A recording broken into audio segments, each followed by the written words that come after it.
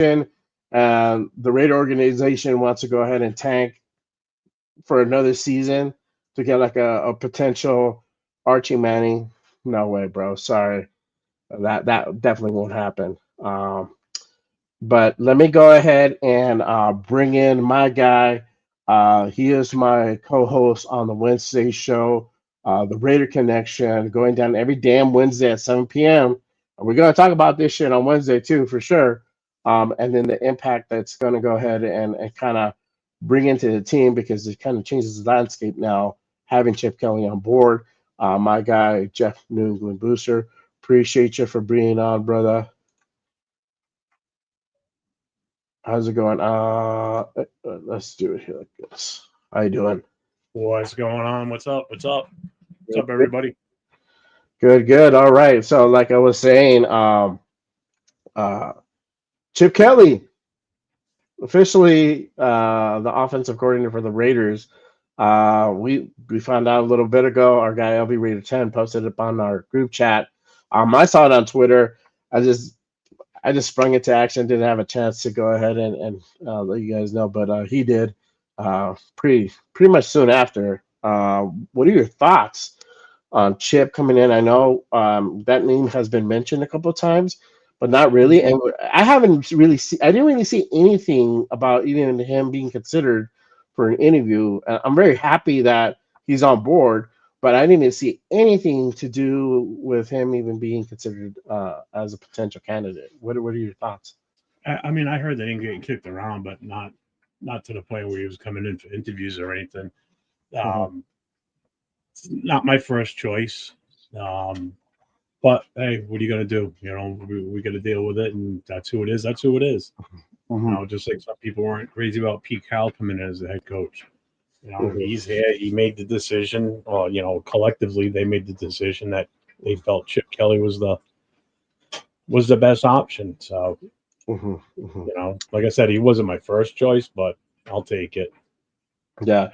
Who were you looking to see as offensive coordinator? I was kind of hoping we were going to maybe be able to figure something out with LaFleur. Yeah. In the Rams. Yeah. But yeah. I don't know. That's ultimately I really, really wanted, but what are you going to do? Yeah, for sure. I don't know even if they interviewed him. Even that's what I'm saying. Like even this guy, nothing was said. Literally just kind of popped up like, "Hey, Chip Kelly's the OC now." So, yeah, that's how I felt when I heard it. I'm like, "What?" Yeah. Okay. So I don't know if they actually considered Mike LaFleur. I hope they did. Maybe something comes out they did or didn't. But yeah, he was a guy on my list too for sure. That I would like to go ahead and see to be considered for the position. So I'm excited about it. I know Daryl Bevel was a heavy candidate. That's what I thought they were going to end up going with. That's why I'm surprised that, you know, out of nowhere, Chip Kelly, you know, became official today. I'm like, what the fuck? Yeah. Like, all right. I know. If that's where we're going. Yeah. So does this move? Because I was saying before you hopped on, because I think this move kind of signals not 100%, and this is my opinion, but I think that this kind of signals a move. They are going to draft that quarterback. Don't know at what round, right? That's the don't know who and don't know what round. But what does that say to you that it's Chip Kelly, it's not Daryl Bevel, or it's not somebody else? I honestly don't know at this point now. I still like to think that he's going to go defense, you know, with that first pick, you know, solidify that, you know, like I said the other day, the number one unit for the team is definitely the defensive unit. You know, give them the extra firepower that they need back there, especially in the secondary, meaning that's why I'm thinking if they go anybody, they go Johnson from Michigan, because that's a Pete Carroll kind of guy, you know, based on his past, you know, record as far as what he does in the drafts and what type of personnel he likes bringing in. You know, I mean, you look at his defensive backs he had for years in Seattle. You know, they were you know, among some of the best in the league during that time era. You know, Does it mean they're going to go for quarterback? Possibly. I mean, do we? I just pray to God we don't move up to get one of these two. That's all. I just Right. don't want to be I don't want to be trading away, you know, our draft picks, for a quarterback. I just don't agree with that. If he falls to Right. us, and that's what we end up getting, me. I've been Mm-hmm. a firm believer behind AOC getting the shot. Mm-hmm. If Mm-hmm. one of those two falls to us at number 6 and we take it, then I'm just gonna have to deal with it. I'm not gonna cry over it. I'm not gonna get all pissed Right. off. Right. Yeah, for sure. Yeah, that's a question.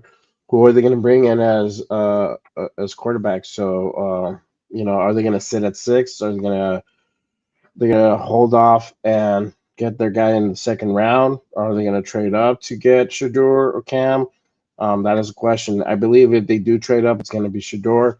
That's the only really guy. That's the only guy really that I see that aligns with Mark Davis, Tom Brady, them going for somebody like that, or they they wait and see what happens at 6. If he falls to 6, if not, they get a guy like Jackson Dart or somebody else of a similar caliber. So it's yet to be seen, but for one thing for sure, that's kind of what it's leaning towards. And it's crazy that a lot of these beat writers were saying that it was Bevel. Bevel's a strong candidate because of the P connection and Seattle, and man, literally everybody got sucker punched with this one. So it's crazy. It's a little bit crazy. So, Yeah. but everybody's reporting that it is Chip Kelly coming on board. So let me go ahead and hit up the chat. I put out a poll so you guys know. How do you feel about Chip being the OC of the Raiders? Uh, yes, I like it. No, I'm not with it. 90% is yes, I like it. With 10%, no, I'm not with it. Make sure you guys go into that poll, cast your vote, uh, and let me know your thoughts on this for sure. I'm gonna hit up the chat. I want to hear you guys' thoughts um, on this hire. My guy Josh says Chip Kelly was the same guy who beat Jim Harbaugh. I just noticed that. Brandon says not a season, just 2 games last year, so they didn't need to trade up. Okay. Let's see here. Salute to my guy Mark. Appreciate you tapping in, brother. Let's see. Circus Raider, appreciate you tapping in. He says, honestly, I'm not mad about this. Chip Kelly is a shed head coach, but all right, offensive coordinator. We need a running back though. Facts. So I did a mock draft on Saturday with 805 on that show, and I did draft Henderson in that draft. So I'm thinking if it's Yeah, I was Chip. watching that. I watched Walt have a meltdown the whole time Oh watching. yeah, well, while I was fucking having a stroke, bro. But hey, I satisfied him. I got him a tackle, bro. He didn't say shit after that. Shit, you know. But I'm thinking that with the Chip Kelly move, we're gonna see familiar faces.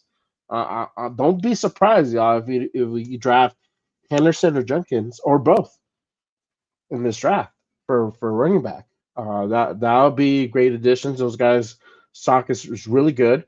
I would love to have either one of them or both of them as Raiders. So that see that move potentially coming, either one of them or both of them. That'll be pretty cool. Brandon says, I told people Chip would leave Ohio State because it's hard to live up to national title expectations 2 years in a row. Even harder when your QB and O line and halfbacks and wide receivers leave. Facts, bro. That's good. That's good. That's a good call out, man. And gonna right on the button, bro, for sure. Let's see here. Joe says I'm with AOC as well. All QBs regress because of Getsy. Who Devontae vouch for? Yeah, we'll see, man. I mean, not necessarily what they get Shador. I don't know. I honestly don't know. Nobody knows, right? Because I mean, shit. If we thought Bevel was gonna be the guy, and look where we at. We thought it was gonna be BJ Ben Johnson Yeah. as the head coach, and everybody got it wrong. So nobody really knows. But for one thing's for sure, they're going to get a quarterback. We just don't know at what level, right? What round, who is going to be. So it's yet to be determined. But we're going to see next month if they're going to sign a quarterback from free agency. We'll know that, all right, cool. That's going to be the bridge. If there's no signing of a quarterback in free agency, we know it's going to be AOC. Most likely, it could still happen later on, but most likely everybody's going to get signed early on um, in March. So uh, just keep on lookout for that. So my God, Josh says there's rumors Titans and Raiders are talking right now for a trade. What the fuck is happening? I'm here for it. What trade are they talking about? I haven't really seen anything about that. Have you? Okay. I haven't. Yeah, I That's the haven't. first I've heard of Yeah, anything. yeah. Let me know. Let me know That's exactly totally what against my. That's totally opposite of my narrative that I Mhm. I want. That's the Yeah, last thing I want us to do. yeah. I don't know who they trade for from Tennessee. So salute to my guy, Sacktown Raider Mike. Appreciate you tapping in on the show on the Sunday night.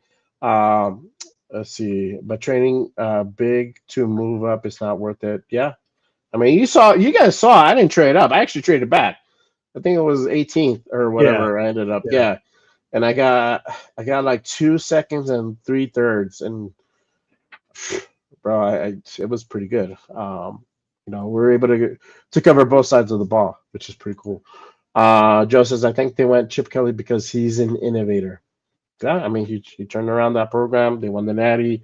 You guys see what they're doing. Well, I guess Salute to my guy Ray Paul. A my plus. big negative with Chip Kelly is the fact that his past, like he said earlier in one of his mess posts about him being a shitty head coach. Yeah, he's not. He's like he kind of reminds me of Josh McDaniels. Good offensive coordinator, horrible head coach, and Chip Kelly's right in that mold of good OC, horrible head coach. Mhm. It's Yeah. just that's the only thing his past experience. I mean, obviously, it doesn't have an impact on us because he's not a head coach for us. Mhm. But I also don't want it to come down the line that when Pete Carroll is thinking about calling it quits finally, that Mhm. they don't try and put him in that place to be the one to take over. Right. Right. That's what I don't want. I don't want a Chip Kelly in Mhm. the future for this team, and that's what I'm afraid of by him coming in here. Right. That if I'm hoping I'd rather be Patrick Graham. Mhm. You know, Mhm. Yeah, I mean, it might be Patrick. It might be Robbie. Who knows? That's the thing. It might not necessarily be Chip. So with Pete being the defensive guy, it might stay that way. When he decides to go ahead and call, do the curtain call and call it. So we'll see what happens, obviously, but it could definitely be PG or Robbie. yeah, I don't know. If PG decides to go and get a head coaching job somewhere else, then it's probably going to be Robbie. So they're giving more responsibility. I was trying to see what exactly they're giving Robbie. I think it's pass rush responsibilities or run defense. I forgot. It's one of those two. Outside also of the linebacker duties.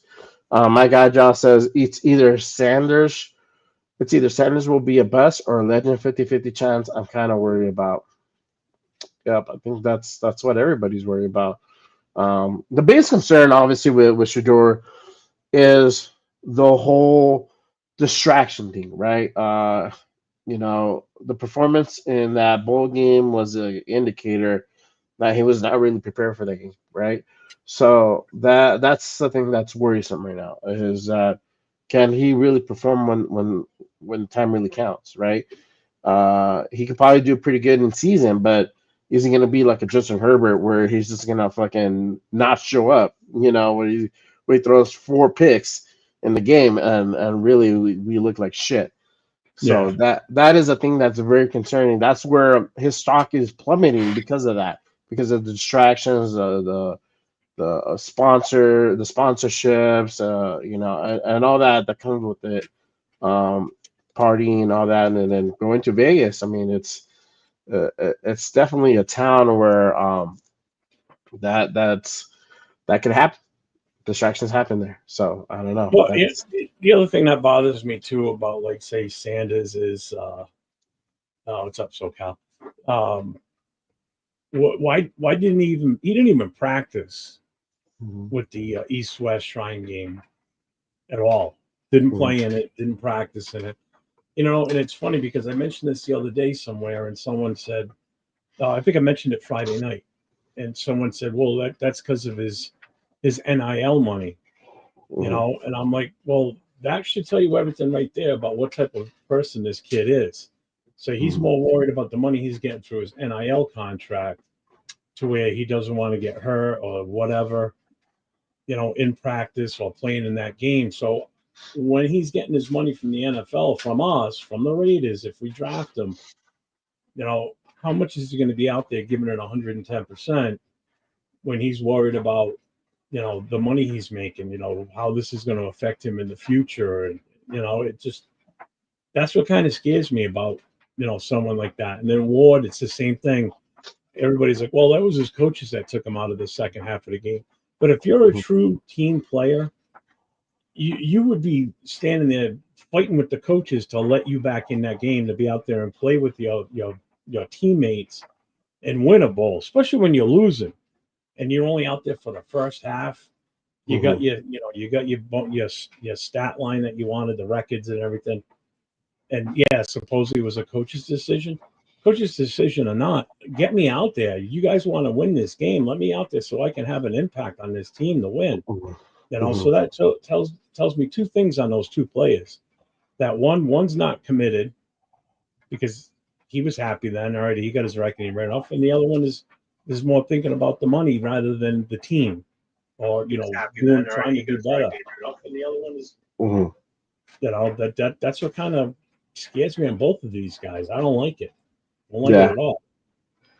yeah, yeah. So I mean, if you look at it this way, I see it as just like any other guys. I mean, we did the same thing to Max. Max came out before the season was over.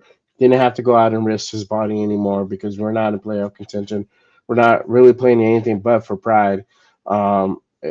Now, the way that college football is set up, it is a similar business like the NFL, where these guys have to protect their interests. I mean, these guys are first rounders. They know that there's really nothing much for them to prove right now because they know that no matter it's a matter of where in the first round are they going going. A guy like Jackson Dart, Dylan Gabriel, they're trying to increase their stock, so it makes it more beneficial for them to go out and practice and play at a Shrine Bowl or a Senior Bowl, so they can go ahead and increase their stock or do the combine so they can go ahead and go up higher on those draft boards, right? I think that's kind of where that stems from. It's not necessarily that they're scared of proving something. Obviously the risk of injury is there.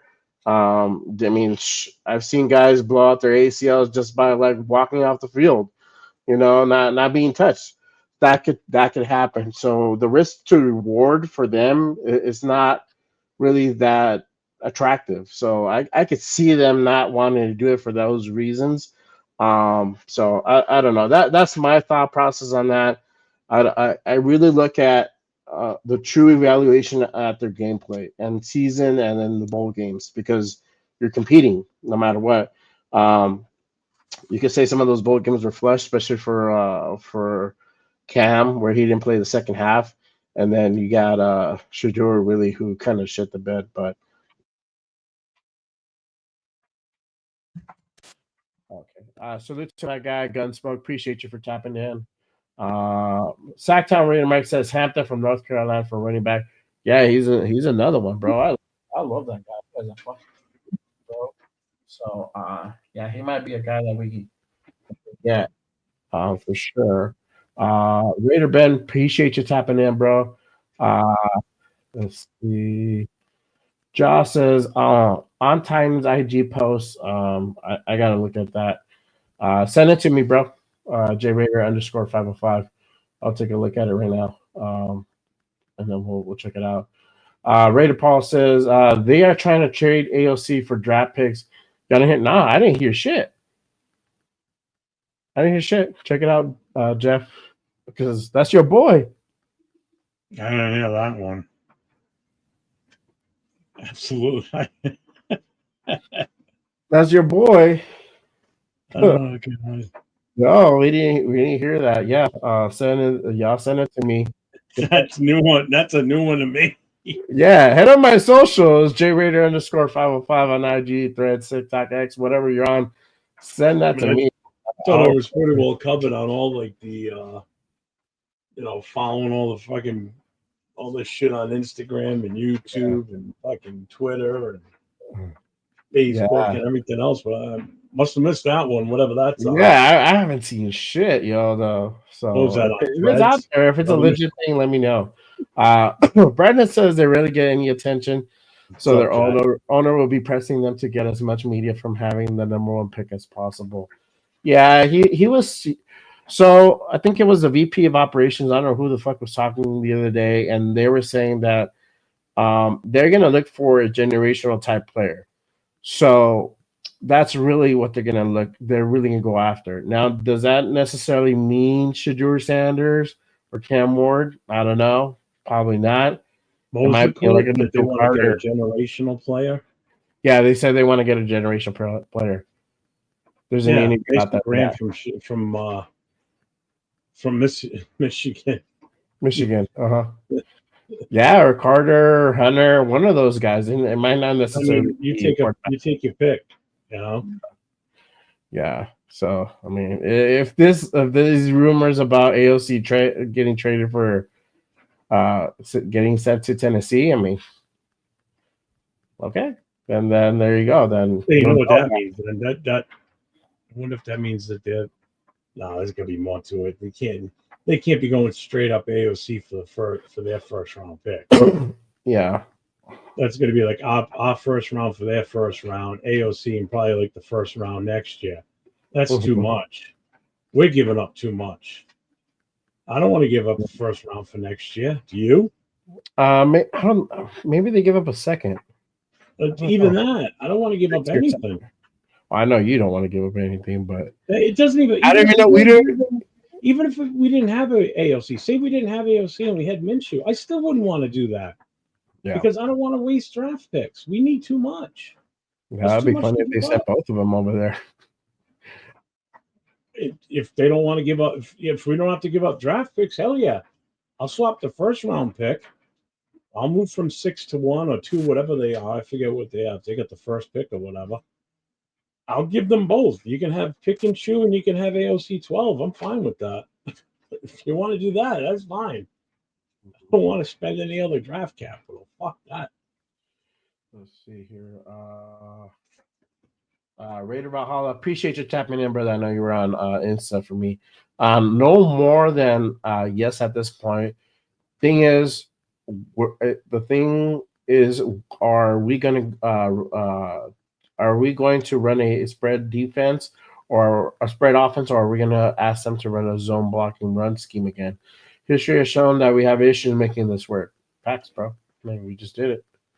They can't do it. So I don't know. Unless this is a thing that you work from all year long and they drill it down to the T. We don't know. We don't know. So yes, I'm not alone in getting Josh McDaniel vibes from Chip Kelly. Yeah, because that's what I said earlier, and that's when he said, "Yeah, I'm not alone." I don't know about that, but we'll see what happens, obviously. But Pigs, my guy, salute. Appreciate you for tapping in, brother. Advantage of Chip is he could help with the draft insight since he presumably will know how many collegiate players. Will know many collegiate players. Yeah, that's true. He'll have that insight on the draft, especially having played like part of them as well. So I think the important part is that he has that familiarity with working with the young quarterback, so and developing. So that I think that's the key central focus here. Aside from that, um, knowing that on a deeper level than scouts may obviously have his he obviously has his own players in particular. Yeah. So I think, I mean, obviously you're having him in as OC, he's going to lean on towards some of those Ohio players that he already has familiarity with. Obviously, Pete and Spytek going to have the final sign off. He can like, hey, look, I like this guy. This is what he does. You guys can see the tape on it, and you know, you guys let me know your thoughts. But that's kind of how he's going to present it, right? He's going to want the players that he knows uh, from his system, right? It's going to make an easier transition. So we'll see what happens for sure. Appreciate my guy Jack tapping in. Thanks for joining, brother. What's up, Jack? Yeah, my guy SoCal Sal. Appreciate you for tapping on, brother. Nathaniel, thank you for joining on. Again, I have the vote currently on the poll. How do you guys feel about chipping the OC of the Las Vegas Raiders? Yes, I like it. No, I'm not with it. Currently, 90%. I like it. The 21 votes casting in. 10% are not with it. So make sure you guys go over there and hit your vote for sure. Um, my guy SoCal Sal says these guys don't want to risk their draft stock. Yeah. I mean, why would you? There's no reward. The risk to reward ratio is the risk is too high. You know, they don't need to prove anything. They know they're going to be number one, first rounders. They just don't know where exactly at. Salute to my guy Raiders Fool Chris. Appreciate you for tapping in. What up, fellas? Let's draft Henderson to pair up with Chip Kelly. Yep, or Judkins. I'm down for either or both if we double dip at 3. So I am not mad at that for sure. Appreciate my guy Troy jumping on. We take them with both our third round picks. Yeah, we can take Close them. enough. Sure. That's if we didn't. That's if we don't even trade back. So imagine we trade back and we get another second or third. That's 3/3. Bro, we're putting the fucking team together with that. Troy says, I'm okay with the hire, but not head coach. So stay at OC. It's going to be good.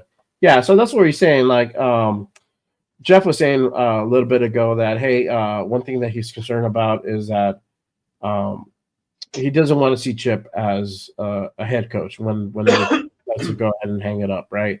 It might not necessarily be him. It might be PG. It might be Robbie. They kept Robbie for a reason, and they're giving more responsibilities. He's going to be learning from Patrick Graham and Pete Carroll, the two of the best guys in the business. I mean, who else do you want to learn from? I mean, there's other names out there too, but these are the top guys you want to go ahead and learn from and be able to create your own system underneath theirs, right? So, yeah, I mean, I think we shouldn't panic quite yet on that move. Tyler says, "What QB do you Raiders draft?" I don't know. That's the thing. Do you stay at 6 and do you see if Shador Cam land at 6? I don't think Cam's going to be there. I think it's going to be Shador if it doesn't get picked up. If not, you get Dart in the second. So, and you know what? I don't know if you see it. I don't know if you're active on Twitter, Jeff, but some of the scenarios are saying some of these guys out there are saying that they would want us to trade up from second to get Dart in the late first, so to get that 50-year option. What do you think about that? I wanted to ask you that question. If we're going to trade back in the first round, say we move back to like 28, somewhere in that range, I would be all for that. Specifically for that reason, the 5th-year option. I think that 5th-year option is huge. Because if he is the guy, say it is Dart that we get at that number, and he sits for this upcoming season, and he's ready by 2026 season, and he's everything we expected him to be and more. Mm-hmm. Having that 5th year is a big deal. Mm-hmm. because you're not going to have to worry about losing him first of all in the 4 years. So you've got that 5th-year option where you can actually work a deal in his 4th year and restructure his contract and keep him there for even longer now, where you don't have to worry about him trying to test the waters. I think that's huge. I think that would be a big thing. Yeah. You know, Yeah. I'm all for it. Yeah, I think no, they're saying no, what I read is that you get somebody at 6 and then they trade from second back into first. Or we could do that too. We got picks to do that with, and possibly players. Which is another thing that Pete Carroll did a lot when he was in Seattle. If you look back at his draft history, he's traded players before in the draft quite a few times to move up. So I mean, we could take one of those that we could take our second round and one of our thirds, preferably the one from the Jets, and possibly a player and trade back into the first round. If we're doing it that way to get him in the first round, I have no problem with that. Because you're getting a quarterback, you're getting the guy that we're kind of hoping that's who they want. And if we're using the picks for that and still making our pick at number 6, I'm all for it. Right. I'm totally for that. I like moving up to the top pick. That's my. I like to see it. We trade down. So like you said, between 20th and 32nd, right? Somewhere in that range. And then we get more draft picks, and then we get Dart at the lower first round, right? Yeah, makes sense that to me, and you're gaining more capital with that. You're not having to give up stuff. Well, here's the thing. If you take on that, yeah, but here's the thing: if you're trading your 6th overall pick, right, and moving back that far in the draft, whoever you're trading with, they're giving you a hell of a lot of picks. They might even be because of where they're moving up to. You could possibly get a first round pick next year out of them too, to be honest with you, because that's a big move. They're going, if they say it is the 28th pick, that's just whoever's at number 28. If it is 28, that's a big jump. You're talking a 22 pick jump from 28 to 6. That's huge. Or 22, 22 pick jump. That's big. That's real big. Oh yeah. So I could see us trying to, especially with the people we have in charge now. They're salesmen, plain and simple. Oh yeah. They can sell them on giving up a number 1 for next year too, along with taking their 1 from this year, maybe even a second this year. Because obviously it's a team that's already been to playoffs. They move up to number 6, and they get they basically at that point they're going to get one of the 3 people that we want, which could be Carter, could be Graham, could be Will Johnson, could be T-Mac. I mean, they're automatically going to be right back in the contenders again by adding one of those guys. What's up, Silver Smoke? So I mean that's a no-brainer. I mean that's a huge move. Yeah. So with it. So we'll see what happens, and expect with Spike's history, he does move up and down that draft board, which is the opposite of Tom Telesco. He's not really a movement type of guy, So Tyler says I like Howard too, but he will be in the second round. Steelers might take him in the first. I don't know if they take him in the first. I don't see Will Howard being the first round quarterback. For certain, second, possibly even third. So I don't know. It might be a thing where we might end up if it might be a thing if Howard is there in a later round. We might get him.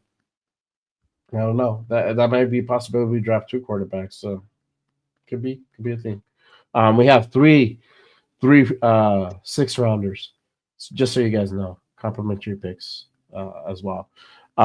EC Everett, appreciate you for tapping in. Ohio State in the playoffs basically installed a new offense from Kelly's inside zone to counter and gap scheme. Lit up Tennessee, Oregon, Texas, Notre Dame. Sorry, Leo. Kelly will run multiple run and pro pass schemes. Yeah, facts. Yep. So he did all that. I mean, shit. I remember when Indiana, when they fucking literally demolished fucking Indiana, bro. And Indiana was number 1.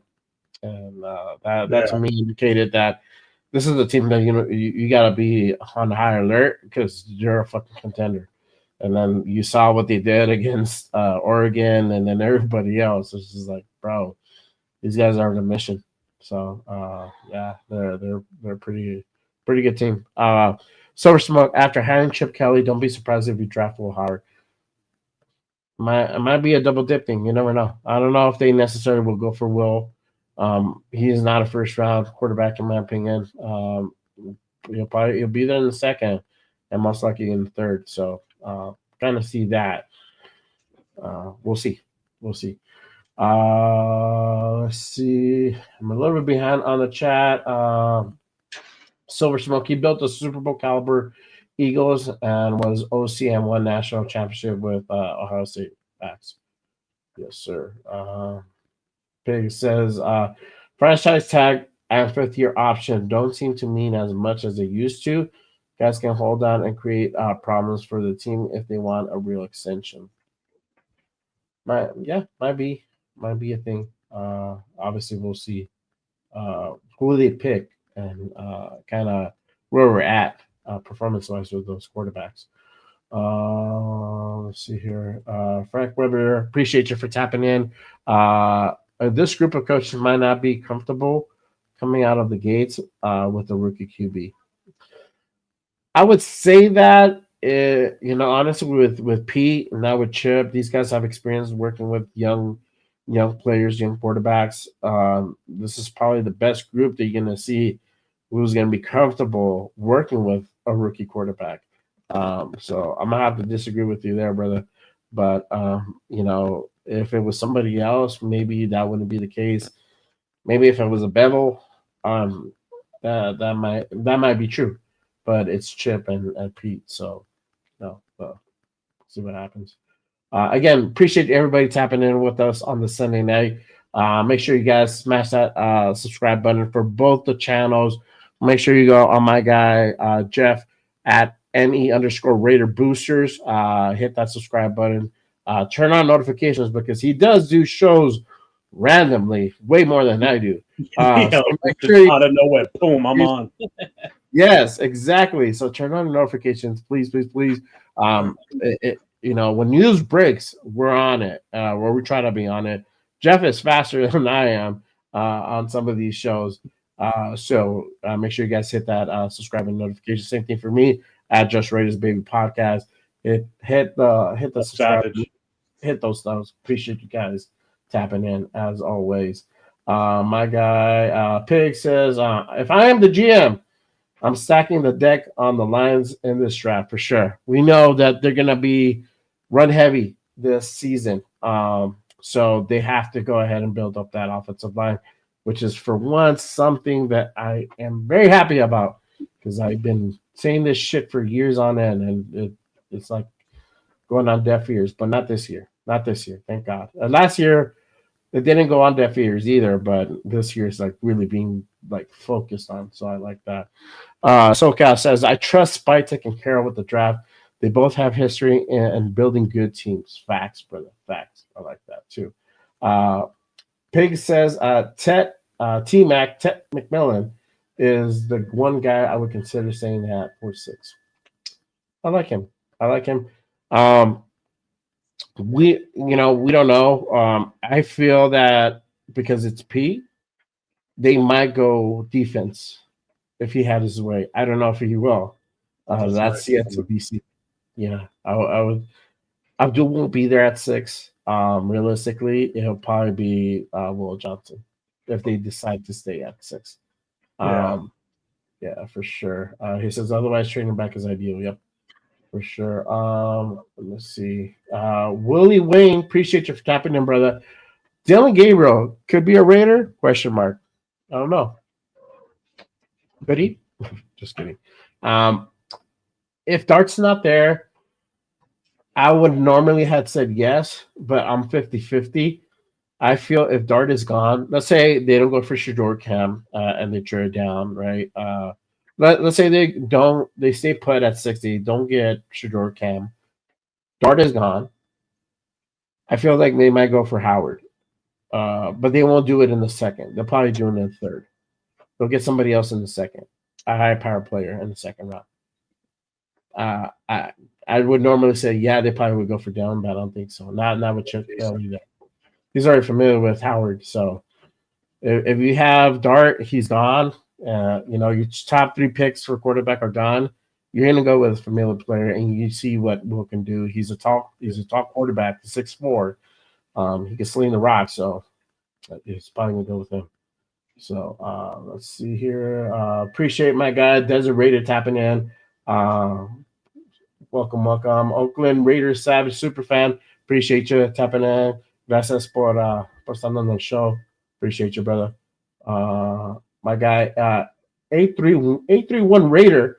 Salute just jumped on. My apologies for asking. Perhaps you guys already talked about. How do you feel about Justin Fields and Chip Kelly's offense? Salute, brother. Appreciate you jumping on. Make sure you check in, hit that subscribe button on both channels for sure.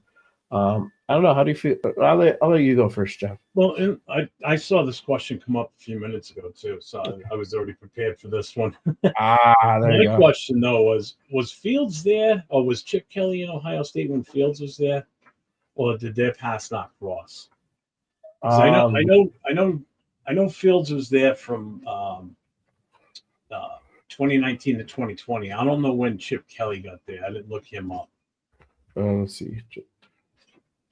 Because if he was, I'm just curious to look at what he did in those years while he was there under Chip Kelly. He said it says here he coached them in Oregon. And no, wait, this can't be right. He coached him in Oregon? Yeah, that can't be right. I don't know. Google's true. No, because Justin Fields only played in Georgia and Ohio State. He was in Georgia first and then went to Ohio State. Let's see. Justin Fields' history. Let me if you guys can find the answer faster, I appreciate you guys. Let's see. Yeah, he was Ohio State. History, Ohio State. I'm trying to look this up because that is a good question. Okay, so he was there 2019 to 2021. No, Chip Kelly was in Ohio State for 2024 only. Okay, well, there you go. All right, so they never crossed paths because I was just going to try and compare. Want to see what he did while he was in Ohio State if Chip Kelly was there, because that would tell you everything right there, obviously. Yeah, for sure. I don't know. I don't. I mean, how does he match up to? How would you say he would match up to Howard? Would be the big question. Mm-hmm. If he's meaning Fields, how is Fields in comparison to like Howard? What type? I don't really know a lot about Howard other than what I watched in the last couple of games. During their college playoff. So I don't know how he was during the season. Mm-hmm. I don't know how mobile he is versus Fields or vice versa. Right. I will say this: I don't think Fields is that great of a passer compared to Howard. To be honest with you, I think Howard might be the better passing style QB. Mm-hmm. I think so. You could work with him, to be honest with you. Yeah. I think obviously for one, is going to be way better than fucking Getsy. That's for sure. Anything is better than Getsy. As you see, when he went over to the Steelers, it was a big improvement. They just had him out because they didn't want to give up that higher draft pick, right? So I think he would do pretty well in that system. I don't know if necessarily would the Steelers let Justin part ways. It could be, but I feel like if they have to choose between the two, they're gonna probably keep Fields. That's my. I mean, Pittsburgh's kind of stuck in the same rut we are too. We're still waiting to find that perfect quarterback. Like in Pittsburgh's case, they're still trying to find their next Ben Roethlisberger because since he retired, they've had shit luck at quarterback also. You had that draft where they brought in Kenny Pickett, and everybody thought he was going to be the next greatest thing there in Pittsburgh because he went to Pitt. He practiced pretty much in the same facility that the Steelers did, so the Steelers coaching staff all knew this kid on a first name basis because he was always there. So they all thought it was going to be a perfect transition, and he turned out to be a bust for them. And now he's the backup in is it Philly? Really? I forget what team he's with now, but he's a backup now. Yeah. So it's like Pittsburgh still hasn't found it. They didn't find it with Russell Wilson, and they didn't find it with Justin Fields. And I say that because neither one of them could hold the starting spot. Fields did at the start. He was winning, and then they, for some reason, benched him to put, Russell Wilson in there. And even Russell Wilson struggled down the stretch, but they still never swapped him out. I don't get that one. You're going that kind of a losing streak. How do you keep sticking with the lame hand here? Why not put the heavy, put someone else in, give him another shot? Right. So Pittsburgh still is in that rut. Who knows what they're going to do now? Mm-hmm. Yeah, for sure. Let's see here. Let me catch silent. Later, Paul. Appreciate you for tapping in, brother. See you, Paul. Let's see. SoCal says, "Why do I have a feeling they don't get a QB in free agency? Minshew might. I don't think they make that mistake again. No, they won't keep. I don't think they'll keep Minshew. It's just not gonna work. So they probably get that thing. Dude, you're all static. Am I staticky? Yeah. Hold on.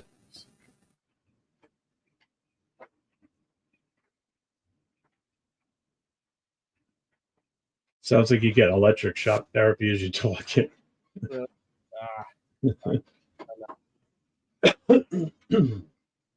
Better, worse. I can barely hear you now, but you're not static. I'm not static. Hear me now? Yeah. No, still there. It just started again. I just started it again. Okay. Yeah. Go ahead and want to answer. Here, let me put up another one. No, that sounds better now. Okay. All right. It's weird. Yeah, you're good now. I'm good now. Okay, cool. Yeah. All right. Perfect. All right. Yeah. I mean, yeah, they probably won't keep.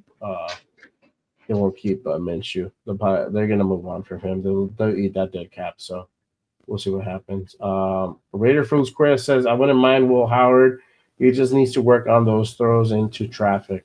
Yeah, I mean it's a work in progress thing. I mean, every QB coming out of the draft is still going to be. They still need a lot of work. I mean, it's a different speed, different gain. That's why Shador is considered to be that favorite because out of everybody, they feel that he can be the most QB ready, where he can kind of read what's going on and make those throws, make the decision making throws out of everybody in the class. So not necessarily because he's that mobile quarterback. It's just an incentive that he is, but also too. I mean, we see the problem with Shador. He holds on to the ball too damn long. So that's the thing. That's the thing that they have to work on. Like, bro, if you try to go ahead and hold on to that ball the way you do, you're not gonna last the fucking season. It's not gonna work out. So it's like you're gonna get hurt for your own thing. If the play is not there, and you gotta let it go. You gotta throw it away. Sometimes it's time to go. So for sure. EC Everett says Fields was drafted long before. Yeah, okay, yeah, we found that out. 4 years. 4 years before. Yeah, let's see. Down here. Yeah, Frank says Uncle Rico's probably gone. Yep. Oh, I guarantee that one. I can't. Yeah. we're gonna dump that salary as fast as we can to where as fast or as soon as we can to where it doesn't impact us. Yeah, my The guy full Jackson. amount. Raiders need an O lineman to run this run scheme for sure. They're gonna build that up. They're gonna build that up for sure. So Oh, we it's have going to. to take both. Yeah, from both free agency and the draft. Salute my guy Raider Nation. Jason, appreciate you, brother. I'm gonna hit you up pretty soon. Thanks for tapping in. Let's see here. He says, with all the top free agents, QBs like Darnold Russell was on display at the Pro Bowl. Russell to Bowers didn't look sharp today. I didn't get a chance to watch the Pro Bowl. I saw like little clips of it on social media, but that's interesting. He didn't look sharp, but obviously it's still fucking around. I mean, how seriously can you take a flag football game? You know? Yeah, It's I not mean, the same. It's not yeah, the same as when they used to play it in Hawaii when it was, they're still out there hitting. yeah. And salute to my guy, Millennial Raider. He posted something about old school Pro Bowl, and I'm like, man, I miss those fucking days when it was actually a game. I think they tried to make an incentive, like whoever wins the Pro Bowl, that's where they're gonna do it like an AFC or NFC stadium type thing, and Well, they're getting and stuff like that to the players. it's the usually the way it used to be was whatever conference won, that's who was considered to be the home team for the Super Bowl. Sort of Right. like in baseball when they do the All Star. If the American League wins, then the home team is the American League in the World Series. Yeah, yeah. I hope they go back to it. I think it's because they don't have. There's still some old, outdated stadiums out there, and not everybody has gone through the cycle of like building a new stadium. Yeah. I think eventually when they get through a cycle where mostly all the teams have already built their stadiums, then they'll probably go back to that. I hope they do because it makes sense. I mean, you got to have this Pro Bowl be competitive. I mean, it's an all-star game. I mean, and to some degree. I mean, these guys don't have to go out there and kill each other, but we want to see it's football. I mean, come on. I'll tell you what, if anybody that watched the old school style Pro Bowl games, it probably what led up to one of the reasons for them to change it from playing still the full contact or started the process of thinking about making a change was that game where Sean Taylor, forget who it was he laid out, man, but he came up the sidelines and just leveled somebody. And it's like, damn, this is a Pro Bowl, dude. He hit him like he wanted to kill his grandmother. He hit him so hard. I figured, oh, really?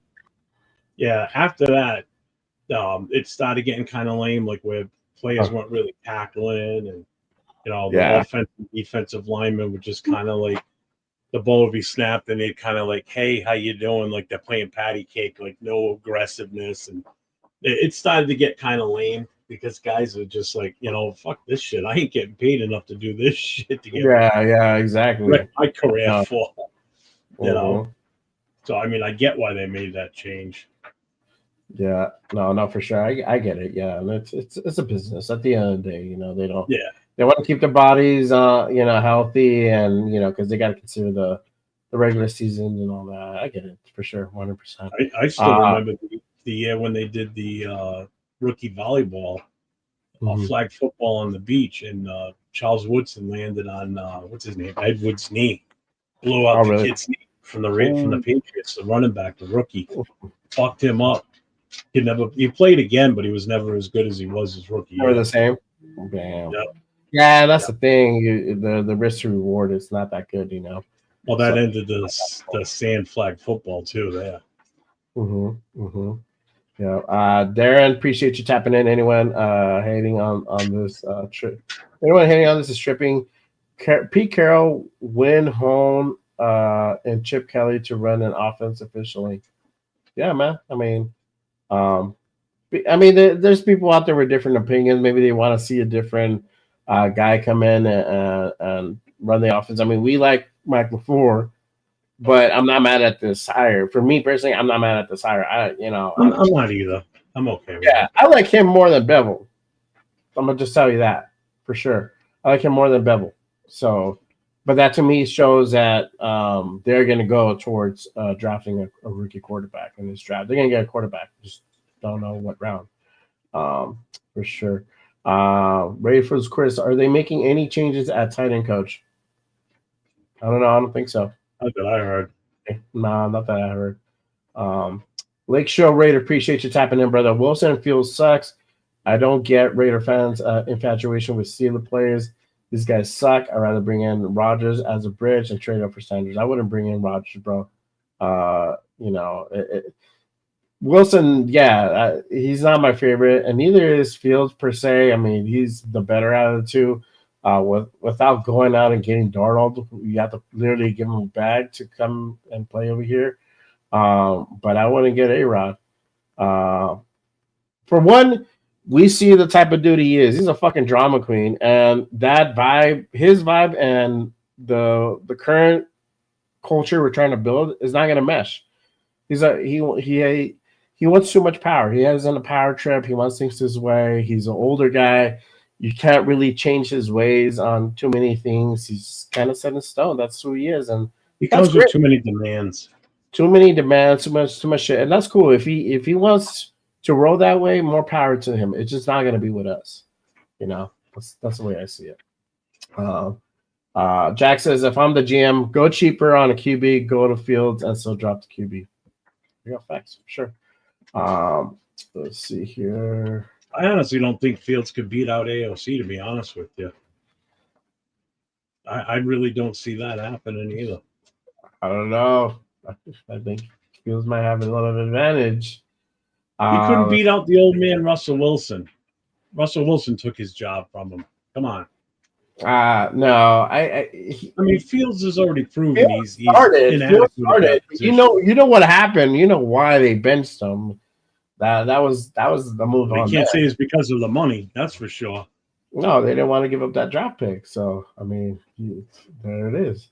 Let's see here. Asylum says start ALC. See what we have. Watch everyone is going to be hyped once he gets an O-line and a run game.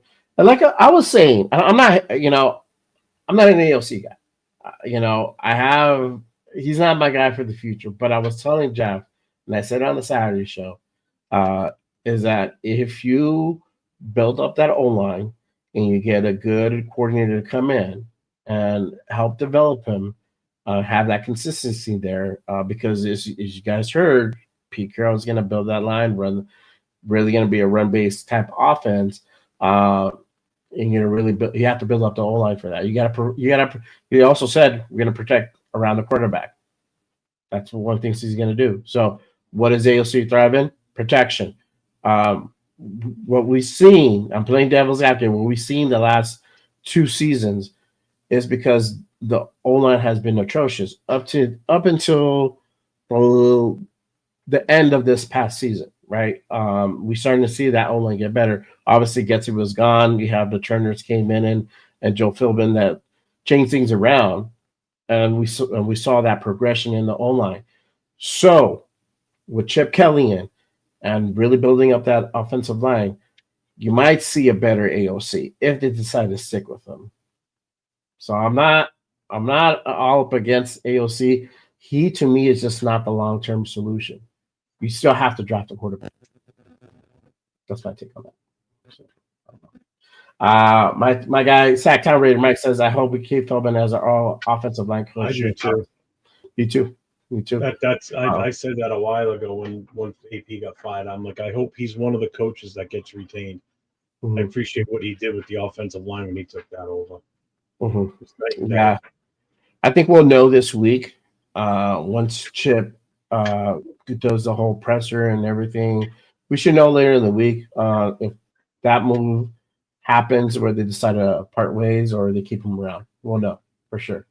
And then we'll talk about that. If it happens early in the week, we'll talk about it on Wednesday. If not, I'll talk about it on Saturday or Friday if we do another Friday show. That too. Raider Nation Jason says we need healthy people for sure. Yep. That should come with the That should come with a standard warning. Yeah, right. Be healthy. Don't have any prior Yeah, injuries. we don't If you do, we don't just want ankles damaged only. goods. We got enough of damaged goods already on this team. Yeah, sprains only. No Yeah. tears. Big says O'Connell would do Yep. well if he had a serious O line. Yeah, so it's about building the O line. I mean, he's not a runner. That's not where he thrives in. So when you have to throw the ball within like less than 2 seconds, it's hard. He's done well for adapting to his environment. I'm gonna give him that. I got to give him his flowers. So salute to him.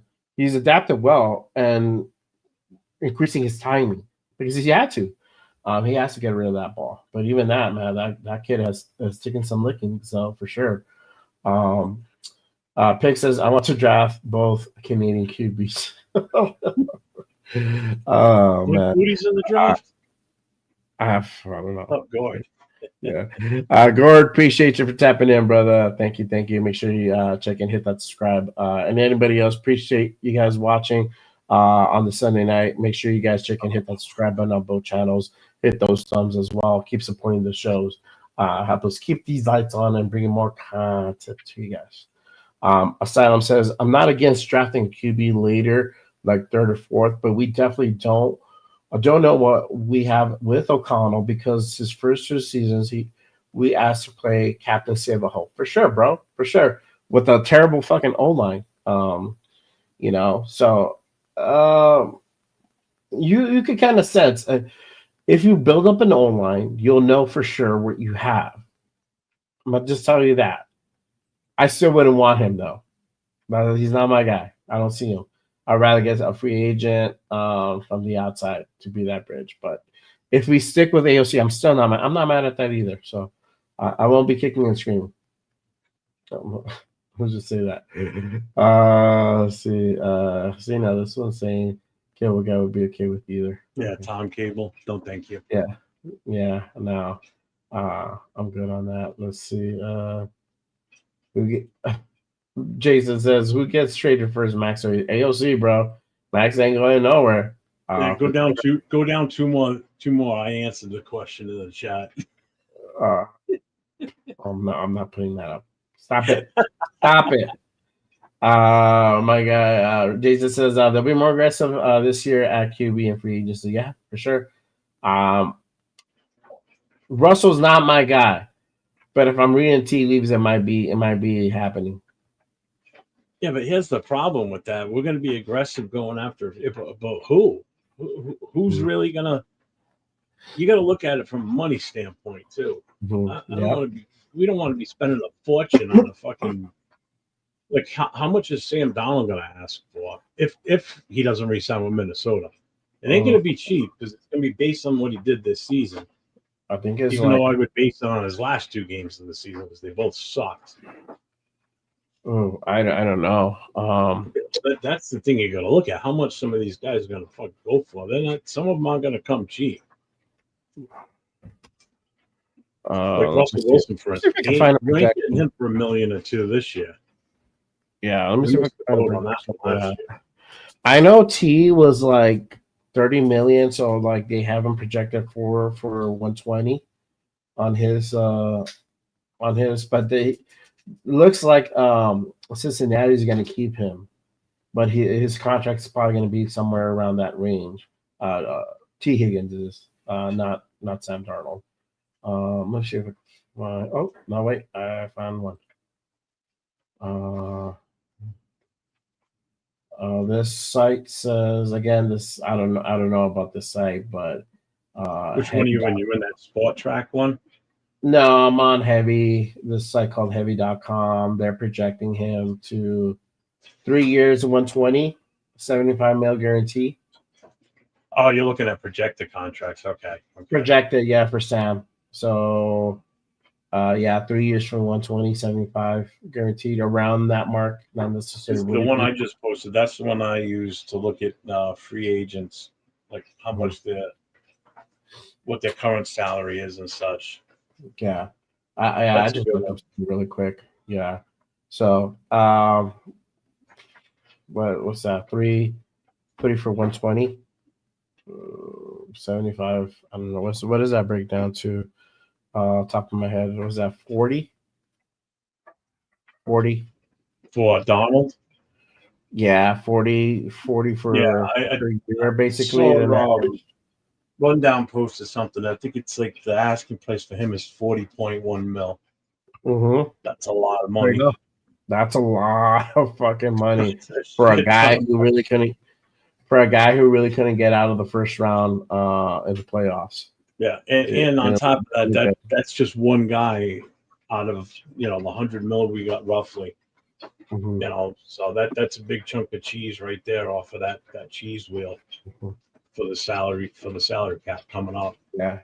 And we got Unless our own that we need to recover. That need to re-sign. Yeah, unless you structure it in a way where he doesn't get all the bread in the first year. Um, Well, you can and do then, like the old Al Davis contracts, heavily back ended, and before they get to that point, you cut them. Mhm. You get Yeah, rid of them yeah, before that. No guarantees.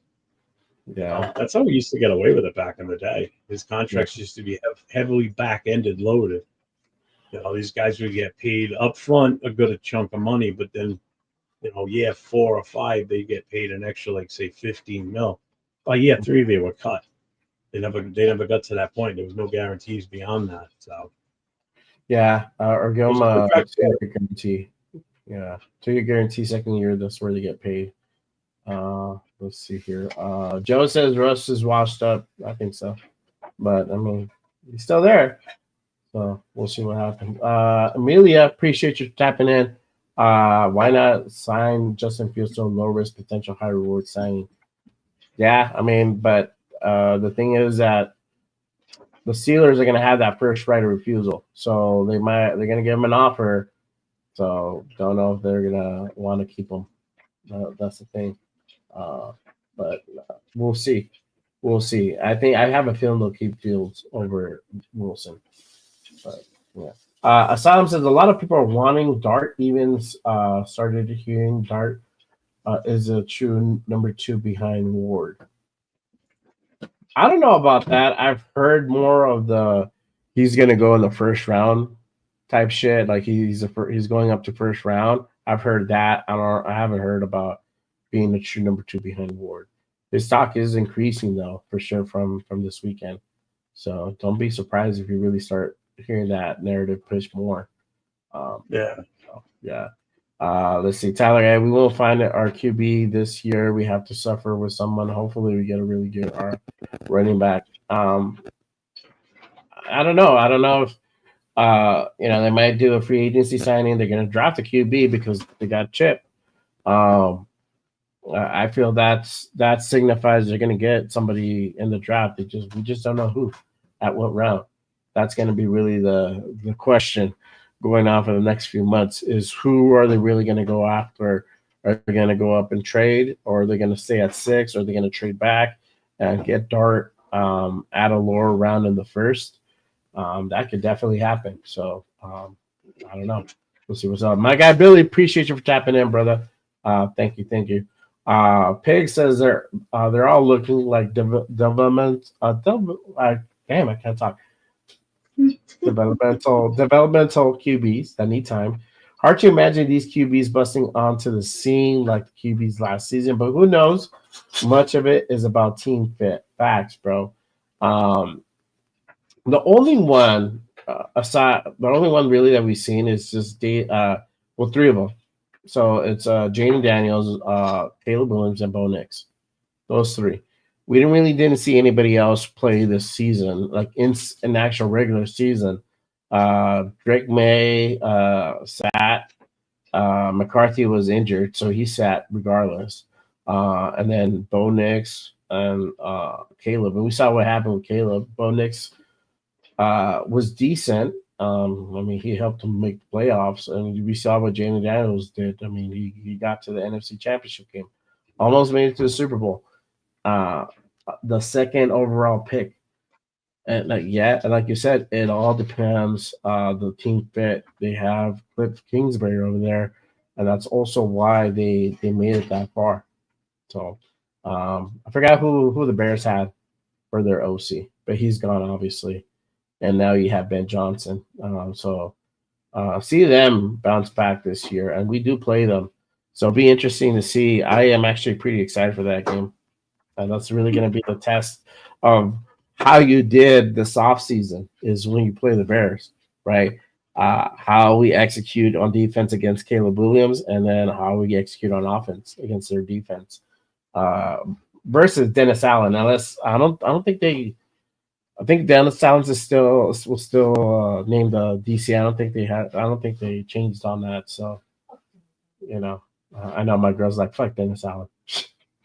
She does not like Dennis Allen, bro. She's the same side. She's like fuck that motherfucker. He's an idiot. I don't think too many people do. I know I don't. I'm not crazy about him. I'm not crazy about him either. I wasn't crazy Not at about all. him here. I'm not. I was when I endure those Saints games. I wasn't crazy about him either. I was just laughing the whole time. I'm like, damn, girl, sorry. That sucks for you. Glad it's not my team. Joe says, what about Cincy Ginger that played with us earlier And you in the don't. year? Oh, yeah, the Raider killer. Red rifle. Yeah, he's. I mean, he's older, bro. He's up He's the there. oldest. Oh no, I think Flacco's got him. Flacco's 40. Oh no, Aaron Rodgers actually. I Flacco's think Aaron Rodgers is the 40. oldest. Yeah, but he's not on the free agent list. Nah, Yeah, Flacco is that. that's when he gets cut. But Dalton is 38. Yeah, Where's Flacco's 40. Flacco is 40. Uh-huh. So yeah, 37.2. So it's 37. So I don't know. I don't know if I would pick the guy up. He's too seasoned. Going to get somebody kind of in the middle. Leave that open. Jack says Dart stock is rising for sure. If the Raiders want him, the Raiders will need to trade back up into the first round. I don't know. Yet to be seen. Still got the combine. We'll know. We'll kind of have more of an inkling. I think what's his name? Guy Metzger. He has his ranking system, so he's going to do one pretty soon. And normally, a lot of the projections go off of that. So we'll see what happens. The guy before McCullough from Pearls. Yes, I know, man. Let's see here. Maybe it says, do you think the Raiders potentially signing linebacker Devontae David from the Tampa Bucks? I don't know. Is he free agent? Let me look. Linebacker. Yeah, he's there. Yeah, he is. Though he's 35. 35. His current salary was 8.5 mil. Uh-huh. I don't know. I don't know if we get that guy. I honestly feel that we can get a pretty decent linebacker from the draft. I will say this: the linebackers in the free agency, they're not young. No. Let's see. Shopkeep, appreciate you for tapping in. Howard, baby, 100%. 6 foot natty winner. Maybe, bro. Don't sleep on that. You're not wrong, bro. That could definitely happen. Or they can double dip. Quarterback. We'll see. If he's there like in the later round, don't sleep on Howard. So we'll see. Yeah, we're talking about the Lakers trade. Jack says, what do you boys think? Trading some of the 6 rounds for 2026 pick, 5th rounds. Just a thought. I would probably, I wouldn't mind trading maybe like. How many 6 rounds do we have this year? Three. To be honest with you, I would rather trade those this year to move up further. Like, say, trade 2 of them and move up 2 rounds or 1 round. You know, I mean, shit. You want to try and trade all 3 of them and move up to like maybe round 4, possibly the end of round 3. Wouldn't be opposed to that. 5th round. Yeah, I could do another 5th round too. That's also an option. Let's see here. Lawrence. Rather use those picks this year. Yeah, exactly. And Pete doesn't have a whole lot of time. We need that QB in a hurry for sure, bro. We do. It's gonna happen. We just don't know exactly from where. It's probably going to be from both. Amelia says, "How about the Raiders drafting Alabama Jalen Milroe?" Nope, pass on that, girl. I'm good on that one too. He he has athletically gifted, but when it comes to throwing the ball, this dude cannot throw the ball. His accuracy sucks. He's if you want a running back, you basically want a running back who is a quarterback at that point, and that's not really going to fit our system. Shopkeep, please no, not not Milrow. Not Milrow, not Milrow. With Chip Kelly here, I mean, definitely don't see Milrow happening. It's probably gonna like I said, if Cam Shador and Dart are gone, look Howard to be drafted for sure. That's gonna be the guy. If they're gone, possibility that they might still want to get Howard double dip and to get Dart and Howard together and keep AOC as the bridge. If they don't sign, honestly, if they don't sign a free quarterback by the draft, I feel it's gonna be AOC, and they might possibly double dip on that QB position, and it might be a three-way competition thing because Pete's big on competition, and see who's the better of those. It could possibly be. So we'll see what happens. Brandon says, "Oh, Chip Kelly got paid." Oh, really? I haven't heard anything about a contract yet, but I'm not surprised if he did get paid. You should get your bread, bro. Get your bread. I'm at Silver Smoke. Take Dart over Howard, period. But we can take Dart in the 4th or 5th round. I don't. He's not gonna be there, bro. He's not. His stock is rising. Everybody's pushing that narrative. He had a pretty good Shrine Bowl, man. So he ain't going to be there in the 4th or 5th round. Absolutely not. No, sorry, absolutely bro. not. Nope. He's gonna be in second. If he's there by 4th or 5th round, that means he either had a horrible combine, and when he did his pro day, he had an absolute disastrous pro day. If he falls that far, because he had tremendous practices all week last week. I've heard nothing but people raving about him, and even yesterday, he didn't play lights out yesterday, but he did enough to hold his draft stock where it's jumped up. So I don't see him going down. Absolutely not. Yeah. Oh, he meant Howard. Right. Okay. Yeah, maybe then. Yeah. Okay. Dart. Yeah. I say Dart. Man, that's a huge. Oh, wait, first. Yeah. No, for sure. Yeah. I'm like, wait, no, he's gonna be there, bro. Yeah. For sure.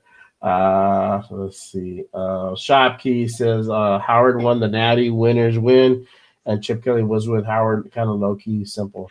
Yeah. I mean, that's what I'm saying. Like, it's definitely a possibility they could get Howard. Especially if Dart's gone, get Howard. Like that's. Well, you know what? Now that I think about it, that might not be a bad move to go with somebody like Howard because you can get him later. And the fact that we've got Chip Kelly there now, and if we put the right talent around him, I mean, he could turn Howard into something in the NFL because, again, it was his quarterback, in Ohio when he was there. That definitely gives him a leg up. And if we get the running backs, or at least one of those running backs, that's another piece of the puzzle that's familiar with that the quarterback's familiar with and that can trust. Yeah. I mean, I don't know. I mean, it might not be a bad option if you think about it. Yeah. And I didn't really thought about it until just this moment now. Yeah. No, continuity is everything. Yeah. Oh, hell yeah. Chip got 6, he said. Brandon said Chip got $6 million for his contract. All right. It's not bad as an offensive coordinator. Hell no.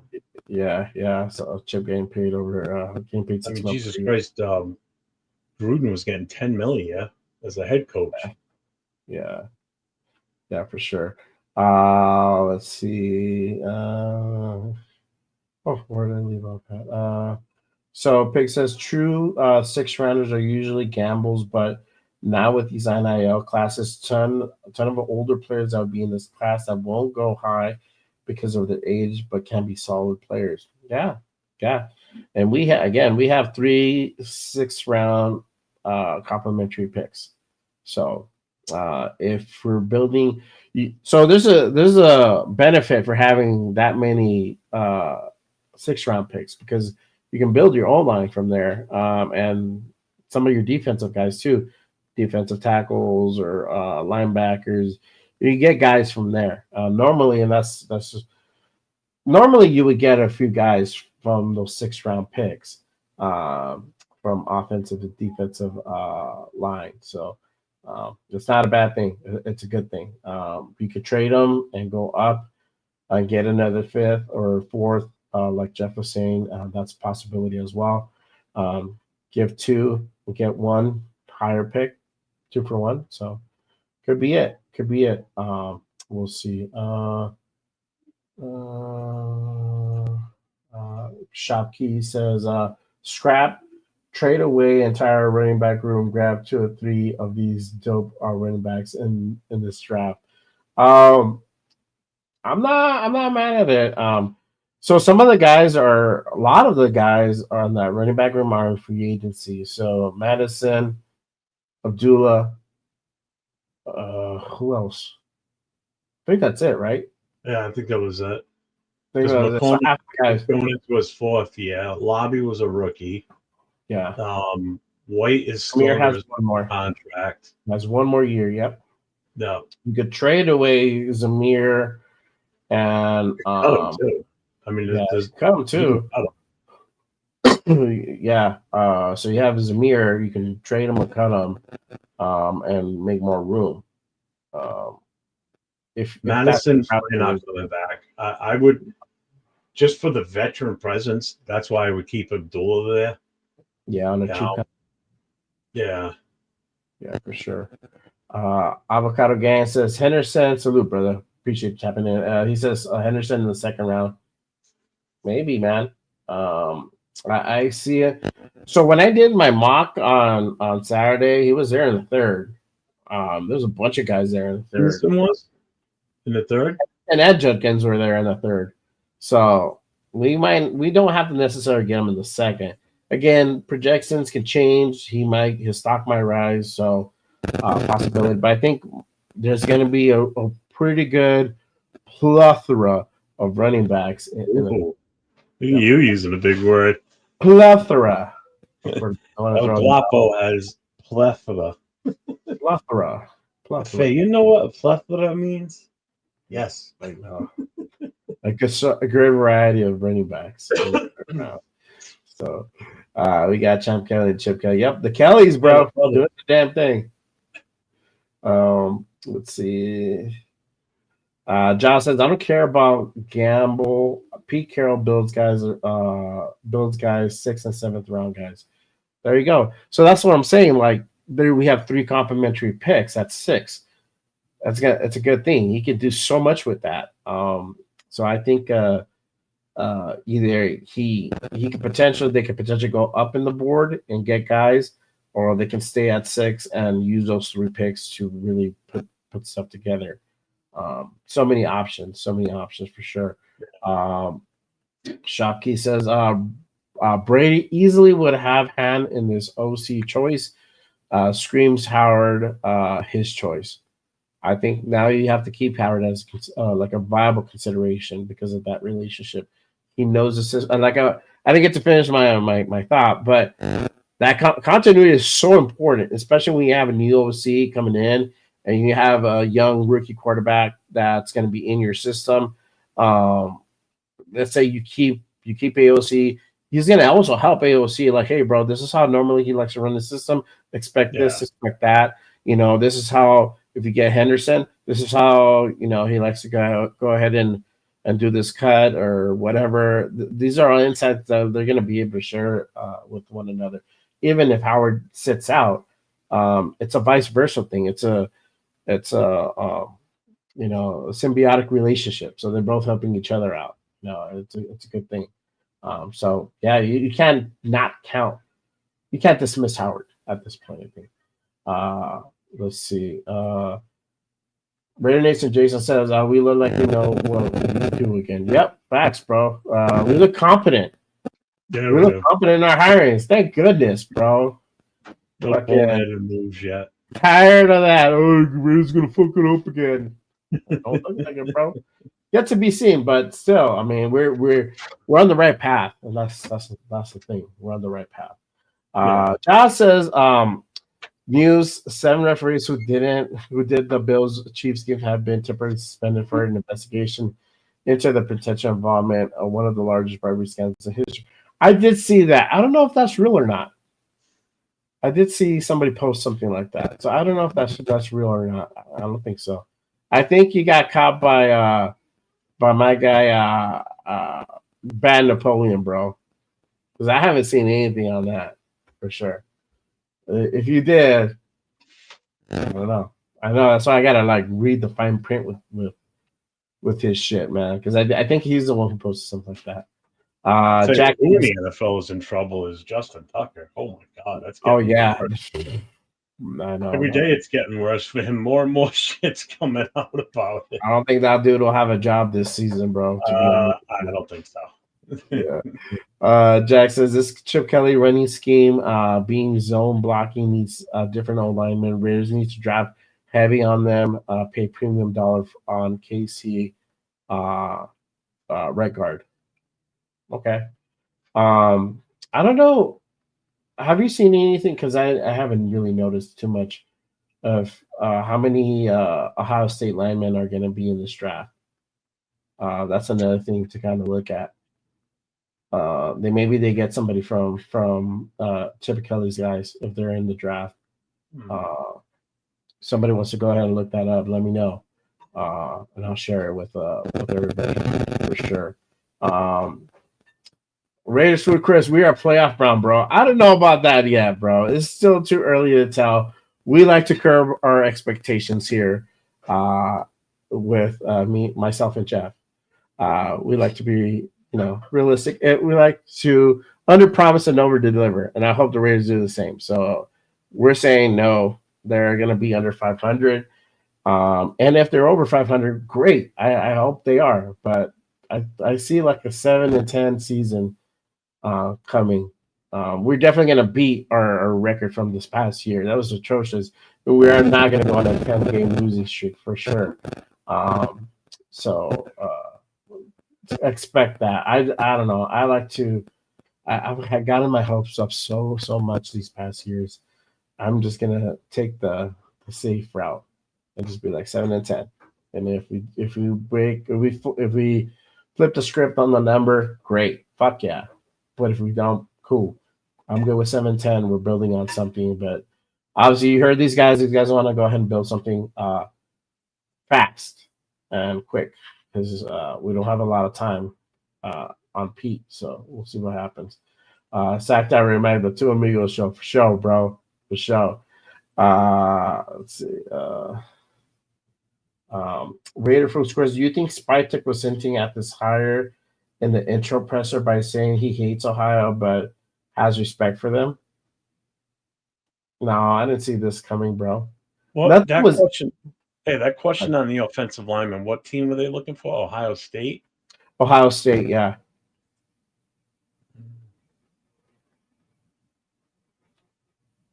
I got one offensive tackle, Josh Simmons from Ohio State. He's a senior. Okay, that's interesting. Interior offensive lineman Donovan Jackson, a senior from Ohio State, and that's it. Those are the only two. They're both seniors. One's a guard, one's a tackle. That's what we need. I think we need a guard, right? We need a guard and a tackle. Yeah. This tackle, I don't know if he plays left or right. Let me see. Oh, Okay. No, stop. Don't. No. God damn it. Clicked on the wrong name too fast. And then really quick, I did put up that poll. Who do you think the Raiders draft? Who do you think the Raiders draft QB in the first or second round? Currently, 33% think it's going to be in the first, 67% in the second round with 27 votes. Cast it in. Make sure you guys go on that poll.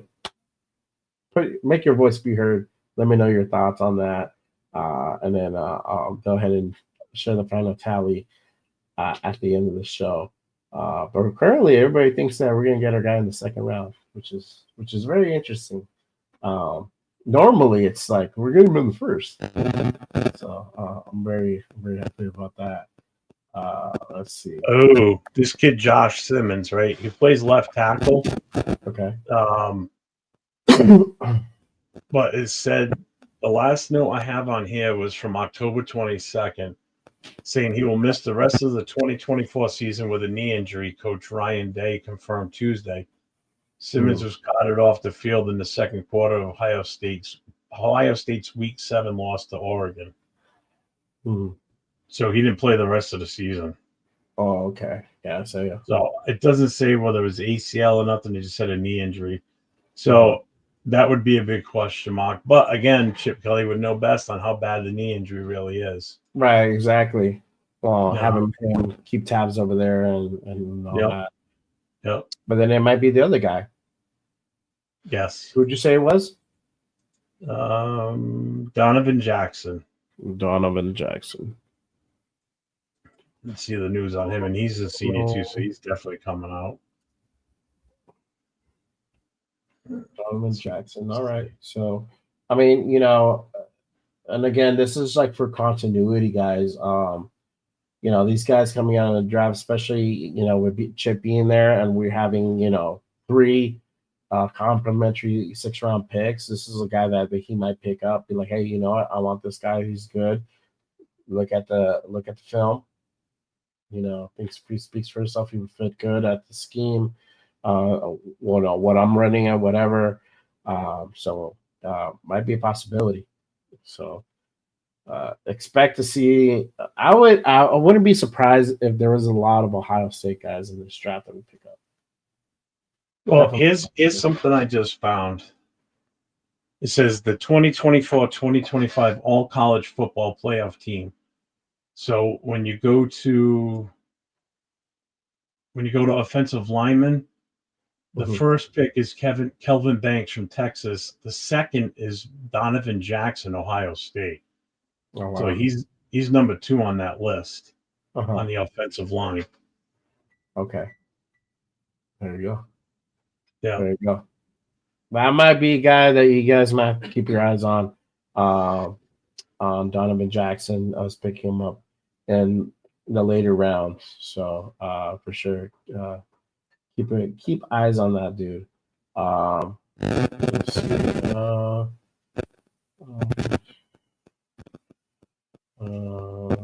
My guy Lawrence, thank you guys for coming on. I'm from Los Angeles. It's great to see more Raider fans. Been a Raider since 1983. Facts, brother. Appreciate you. I'm from LA originally, so that's my hometown. I'm out in Albuquerque now. But I still have roots out there, bro. 100%. Been a fan since 89, 90. Jeff has been a fan way longer than me. So, for sure. Been through the ups and downs. I was telling these guys I still have that my Raider blanket from like when I was 6, 7 years old. Still, bro. Now I'm a good. Does it have a binky attached to it too? No, but it's a pretty good size one though. It's not a huge one, but it's a pretty good size one. So now the kids are gonna have it, which is pretty cool, man. Get to pass that down to the next generation of Raider fans. You walk around the house dragging it behind you. I got my blankie. I got my blankie, bro. When I'm cold in the house, I'll put that shit on. I got my Dodger one too, for sure. Ben Bad, appreciate you tapping in. Rumor has it Pete ran into Chip in LA this weekend. Here we are. I don't know, man. I think with this thing, it has to be a little bit more to it. They had to properly interview the guy, so it can't just be like, "Hey, what's up, bro? How's it going? Blah blah blah. You wanna come in? You wanna be my coordinator?" I think it's a little bit more to that. Especially with a guy like Pete, he's so analytical. This dude is a fucking whiz when it comes to football. So, I'm pretty sure it was more than that. But I think it probably started off something like that, and they're like, "Hey, we should do an interview." Could happen. For sure, for sure. Again, I appreciate everybody being on with us on this Sunday evening. Thank you. 30 people in the Thanks for building. having me on. Yeah, man, for sure. Thanks for coming on. Appreciate that. For sure. And I wanted to chop it up. I wanted to get everybody's opinion talking about this because now we're getting a better picture on how the lay of the land is gonna kind of pan out, and that's the thing. So now that we see that it's Chip, I feel that we are gonna see more draft picks from Ohio State come through our team than normally other teams would. I mean, obviously, somebody can go up and pick them. I mean, they won the Natty, but if there's guys that show floating out there, expect that we might nab them, especially under Chip's system. So um, it'll be a thing for sure. Uh, Thanks, Wait Chris. for Chris to say you sub Appreciate it. too, for sure. Appreciate you, brother. Appreciate you for the sub. 100%. Let's see. Brandon Helm says these tickets are about to be pricey. Well, yeah, bro. I mean, Oh, they skyrocket now. yeah, they're gonna sky. I mean, they want to increase it just for the outer towners. So, uh, I don't know how you would distinguish an out of towner from a Raider fan when you're ordering online, bro. It's like if I had that question, like I could click, yeah, I'm a Raider fan. If I'm like somebody another team, like. So I don't think you got to do it all for one. So Well, they'll be able to do it by your contact info. They'll be able to tell where you're from. my They'll know contact, you whether you're from Nevada or not. yeah, my contact info is from Cali. So I'm like, you know, I don't know. They I'll can tell you right now, if I ever Army going to fan. get tickets, I'm going to send the money to one of you guys to get it, so I don't go through. I don't have to get the prices. We're gonna go through 805, bro. 805 is gonna be our yeah. He's going to be he's going to be he's going to be our ticket deal, like a crack deal. Hey. If I send you $200, can you get those tickets on the download? Give me those tickets, bro. I need a hookup, bro. I need 5 tickets. Come on, for sure. Hook us up. Get that. It's like Disneyland. Disneyland was doing it for a long time. You would get a discount if you're a California resident, and if you're non-resident, you have to pay like $15-$20 more. I hope it's that way. I got my down in Florida, but if you live in Florida, you get a discount. Yeah. My uncle lives in Vegas, so I'll go use his address, bro. I'll be like, hey, uncle, I need a favor real quick. Hey, get my state ID. Let me get a state ID real quick under your address. Put me on your gas bill, bro. Oh man, that's funny. Let's see. Yeah, Chip was interviewed last year, but Pete wasn't there. That's the thing. So they still would have had to re-interview him to see if he's going to be a good fit with Pete and his philosophy on the things that the direction he wants to go in for to have the team to go in. So that all has to kind of line up. Obviously, they're familiar with each other and they're in the same circles. I don't get that. I don't put it past them. So for sure. I'll tell you what. In all honesty, with now that we've got these coaches in place, because that's it now. All the coaches are pretty much in place. The main ones that we really needed to worry about. I'll tell you what. I am even more excited now for the season, and I can't wait until they come out with the dates for everything, because now I really can't wait to find out what day. Oh, what day they're coming out here to play the Patriots in New England, because that I have that's going to be, I think that's going to be even more hyped of a game here in New England, especially because of who's coming here. With Pete Carroll being the former head coach of the Patriots, Tom Brady being part owner of the team, just the Raiders itself coming back to New England to play the Patriots. Vrabel.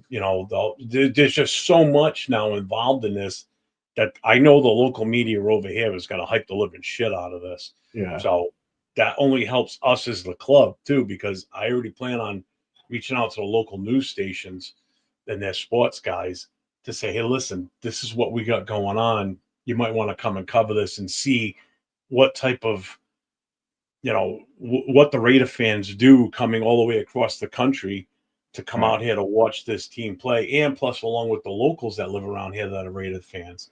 There's a bigger presence than you think. So I am super psyched for that game now, even more so. Yeah, for sure. Especially because of the fact that we could probably come here and wipe the fucking field with their ass too. So. Yeah, and that's the thing. Like, and we had said it before. I'm like, the Raiders need to do a few things, and the time flies. So you had to get your head coach right, and then from there he has to go ahead and put his coordinating staff together, his coaching staff together, and because you literally have free agency in about, what are we on? Today's the second, so in about, what, 38 days, give or take, something like that. It's March 10th or 12th. Forgot when I said. I think it's 10. The free Free agency agent. starts. I Yeah, thought, hang I on, think I'll it's look. a 12. Yeah, something like that. I might have the banner for it, but free agency starts like in that first full week of March or something like that, along those lines. So you gotta put things together by then, because you gotta figure out who are you gonna go after in free agency. That's the first thing for sure. It's March 12th. March 12th. There you go. March 12th. So in The new about league year, the 40 new days. league year begins on March 12th. Yeah. So about 40 days, give or take, something like that. It's literally right around the corner. You still got to build the rest of your coaching staff. So you got to get what your coordinator built out, figure that part out, and then who stays, who goes, who comes in, right? All that stuff. Time flies, and you got to interview. That all takes time. So for us to see, Oh, go ahead. No, go ahead. I would say it's for us to see that the main part of the equation is done, and we know that it's going to be Patrick Graham on the defensive side. Chip Kelly now is going to be heading the offense. Um, we I could feel a little bit more assured, like we're in the right direction. And I know now that it looks like most likely we are going to draft a quarterback. 97% that we will get one in this coming draft. To what round? I don't know yet. Will it be Shador Sanders? I don't know yet. Maybe. I'm gonna share the screen right now on something. Yeah, go ahead. So you're gonna pull it up. Yeah, my guy Dix Insider says, appreciate you tapping. It feels like Chip is coming to Vegas. Was a long time coming back, bro. What's up, Leo? All right, at this stage. All right, So go ahead. this is the dates on everything for this season coming up. So actually, it's not just March 12th; it's everything that leads up to it. So on February 18th, teams can start using franchise and transitional tags. So that's the first big decision that has to be made. Right. Then February 14th to March 3rd is the scouting combine. Then the 4th is the deadline for franchise tag designations. Mm-hmm. Then the 10th through the 12th, free agency begins. Then you got the annual meetings on March 30th to April 2nd. And then OTAs start on April 7th. Mm-hmm. So these are just for clubs with new head coaches. So that's us. So we're allowed to start this on. So on April 7th, this is when we're going to have a lot of news one coming out starting on April 7th, because it's going to be everybody that's covering the Raiders on all these different news programs, getting information on what's going on, how this guy looks, how that guy looks, Right. so that's a big date. Then April 18th is the deadline for restricted free agents. Mm-hmm. Then you get the draft. And then May 1st is the deadline for clubs to exercise fifth-year options. And then July 15th is the deadline for clubs to sign franchise tag players to multi-year deals. Mm-hmm. So it's not just, the free agency. And I mean, there's so many other things that factor and apply to that. The biggest one being February 18th, to be honest with you. Yeah. For who's going to try and retain what players before free agency hits. Right. So there's some big days coming up, which are good. Yeah, those are important key dates. Obviously, that March 10th to 12th is one of them, where really free agency begins, and there's a few things that happen there. You have, I think it's your mic's going again. My mic's going. I don't know. Yeah. Can you hear me now? Yeah. All That's right. better. Cool. All right. Cool.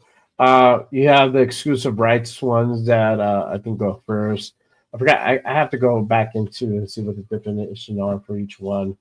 I think they get they go first to go, and then it's the restricted ones, and then you get to the actual free agents. So I mean, it goes into that order, and then really free agency kicks off because it's all first right of refusal for the teams. So Yeah. they can elect to extend an offer, or they can let them go ahead and test out free agency. So it'll be interesting. We'll know news that day on who's going to stay and who's going to go. More importantly, who's going to stay. You'll see all these extension notices come through. So make sure you guys are being looking out for that, and then we'll definitely do a show around that for sure. My guy Lee, appreciate you tapping in, brother. I like the hire. Let's go. I was telling y'all Friday, don't mind giving them a second chance. There you go. Facts, facts. Um, Dixon says, I think we should draft 2 QBs for sure. I'd That rather could be a draft two possibility. running backs, but I'd rather draft 2 running backs for sure, but it could be a possibility we draft two quarterbacks too. If you're not gonna get if you don't get one in free agency, that could be definitely on the table. Don't count that out for sure. Uh Leo says ALC's days may be numbered with Kelly as OC. Damn, bro. No fucks given. I don't know, bro. I mean, if they, like I said, I play devil's advocate. That's all I said, and it could be a possibility that if they're gonna build a line and protect the quarterback, they may stay around him. There you go. See, that's oh, so. If you don't sign somebody in free agency, you'll know there. You know them, bro. that number got rubbed off. He was I'm like, still not with AOC. I've said that pretty clear. Um, I would rather pass. I'd rather go out and get a different 12. bridge quarterback. 12. Let's see. Waiter Fools Chris is my girl's telling me not to get I don't know. They're talking about some other bullshit. But yeah, but you guys let me know your thoughts on this again. If you guys are tapping in, appreciate you guys tapping in. If you are new, welcome to the show. Make sure you guys check in, hit that subscribe button, hit those thumbs up for both shows. Help us keep the lights on and keep bringing shows like these to you guys. Make sure you guys subscribe, turn on notifications. So sometimes shit happens like this, and we have to come on. You never know, and if you ain't in the know, you're gonna find out the next day. You're like, oh shit, this happened. What the fuck? When did this happen? It's not the first time, and it's definitely not going to be the last this season. That's Nope, for sure. nope. We've been on multiple times where it's just like shit pops off, we get on. So I had no vision of getting on live today until Me I saw neither. your thing. I'm like, hey, I'll go on with him for a little while. Why not? Fuck it. Yeah, I mean, I have tomorrow's show still planned. I'm still going on tomorrow, guys. Just so you guys know, I might not do a 2 hour show. I might keep it to about an hour or less. But I'm still planning on going on tomorrow, and we'll just talk about Chip a little bit more in the show. But yeah, I mean, it's hard not to talk about this. I mean, this is an impactful hire because we've been asking this question like even 805 on Saturday was like, I don't even know how really to draft so much because we No, don't you know couldn't. who the You really offensive couldn't. coordinator is. But if I'm doing it, I'm gonna do it this way. But and I get what he was saying because there are certain tendencies these guys might want to go with. And like, for example, Howard might be a guy you might go after if Dart is not there. Donovan Jackson, this is a guy that we just a name that we brought up, a guy who's part of the offensive line for Ohio State, who his name is on a list. What did you say he was number 2 on what? What was that? What would you say Donovan Jackson was number 2 in what list? He was number 2 on the all college playoff list, like all the teams that made the college playoffs. He was the number Yeah, 2 guy. there you go. So I forget see, what the that's number a guy one that, was. I yeah, back to that page. yeah, that's a guy you can I think the go number one might have been early from 6 on. I'm not Yeah, sure. I think you know your name. yeah. You can go. You can. This is a guy you can go early 6 or maybe in the 5th round, potentially, just for that continuity. Uh, I think this hire today of Chip Kelly, um, that was the most important hire other than the head coach this season.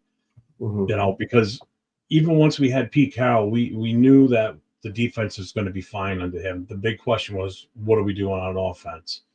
And Right. I think by hiring who we hired, that was the biggest question mark going into this offseason as to who's going to run the offense on this lack of talent, basically, on the offensive side. You got two playmakers, and that was it. You know, one playing as a number one wide receiver who shouldn't be, who's not a number one, and a tight end. Those are your playmakers. You know, that's not a good start if you're coming in as an OC. You got a lot of shit to fix on the offensive side. Defense, not as much damage needs to be done. Yeah, no, for sure. But yeah, I mean, it's just it does change things, and if we need running backs, so separate it, Paul. Let me guess what direction we're going to go in for those running backs. Definitely getting one of those two guys out there, Henderson or Jenkins. So, I definitely don't think we're going Genty at all. That wouldn't be his style. Oh, Judkins. No. I know that, but I'm just saying. Genty predicted us to take Genty at number 6. Especially now that Chip Kelly's there, there's no way in hell we're taking him. Absolutely not. No.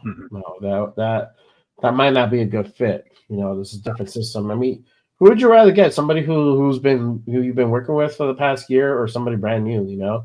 Who does potentially have a high ceiling, yes, but you have to kind of start all over and teach them the whole thing. So and that's what I hope. I hope Spytech and Brady and them listen to Chip Kelly, and he says, "Listen, this is the offensive system I want to implement. These are the type of guys that are going to help me get that system up and running and to get us successful quick. I need us to try and draft these guys, and I hope they don't just go and pull we need a running back. We're going for this guy instead. No, listen to your fucking offensive coordinator. You're doing everything right now. Don't fuck it up now in the draft and make different moves. Don't go fucking up shit that your offensive coordinator and defensive coordinator want. We're going down the right path right now. We're on the railroad tracks and we're going the right way. Yeah. Don't fucking derail this fucker right now. Do what they want. Get them what they want. You want to be successful. You want to return a Super Bowl Lombardi trophy to this place, to this organization and this shield, and gain the respect back in this organization, and for the sake of the fans from going fucking insane for the last few years. Listen to your goddamn OC and DC and get them what they fucking need. Facts. Don't get me on the rant. No, do it. Yeah, for sure. I'm passionate about this shit. It's like I've waited too fucking long, man. Yeah, and everything's rolling. Yeah, for sure. I mean, you got to build the future. You got to do it the right way. I mean, Henderson and Judkins they're not chumps, man. I mean, these guys are not like shady running backs. These guys are high running backs. So I mean, to get one of these guys, why not? I mean, normally, anyways, I don't know who would want to get Genty at 6. That's really reaching, and we're talking about reaching on Saturday. I mean, you got to be careful on how you draft. If you're gonna get somebody at 6, has to be somebody high that is really in need. Yeah, we do need running backs, but with the class that it's out right now, you have plenty to pick from, a plethora to pick from, and that would be really there's too much talent.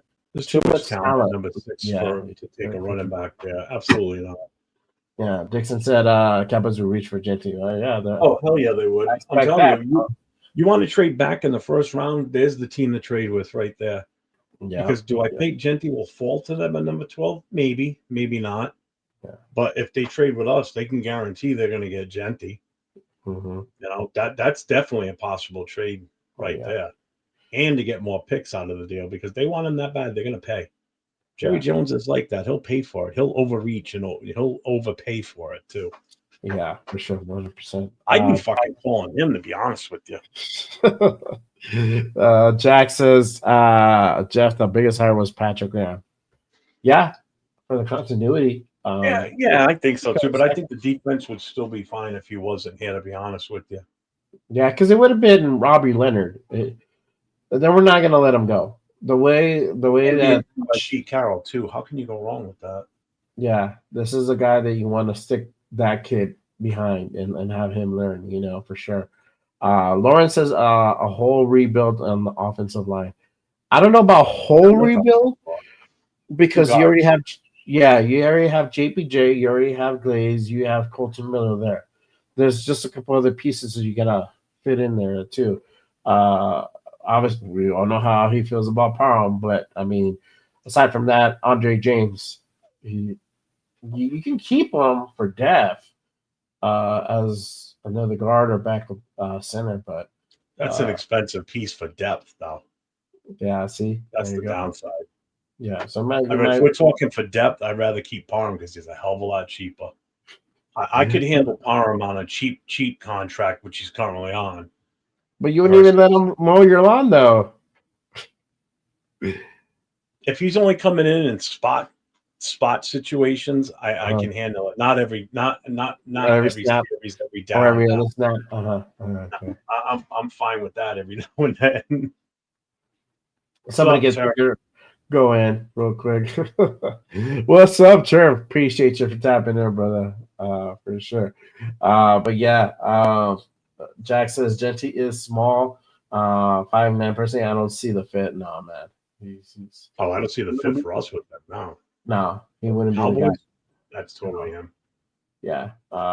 Jack says JPJ is going to be a future Hall of Famer. Jimoto. Yep, we know we love Jimo, but he is. He's on track to do that. Um, and I think it might be Dart. It might be Dart, and this is why because obviously they have that relationship from high school. Their JPJ was Dart center, and they asked him. They're like, "Hey, how cool would you like to have JPJ as your center again?" I'm like, that would be awesome. We have that relationship. I'm like, they told me, yeah, we heard he's advocating for you over at Las Vegas. So he's like, yeah, man, that would be fucking amazing. So that could definitely happen. This is all about relation. It looks like this year this team is being built off relationships, about obviously competition. So that could be a thing. Don't sleep on it. Don't sleep on it for sure. Because he Uh, liked it when Doc slapped him in the ass every time before he snapped the yeah, ball. there you go. See, probably yeah, It's for that. sure. Yeah. Ready for Scrooge Cowboys tanking for Archie. Maybe, bro. Maybe. Ben Bad says Howard. That might be a possibility, bro. He could be there in the fourth. For sure, he'll be there in the third. And if everybody's taking, maybe we get him. So we'll see. It just depends what happens with Dart. But a lot of people, his stock is increasingly rising for sure. JPJ and Dart, high school teammates, is pretty cool. Yep, for sure. So they have that relationship, they have that connection. So it might happen. It might possibly happen. I mean, people are starting to like Dart. We've been saying it. Been saying it for quite a while. LV's been saying it. Uh, Raider Rebels been saying it. I've been saying it.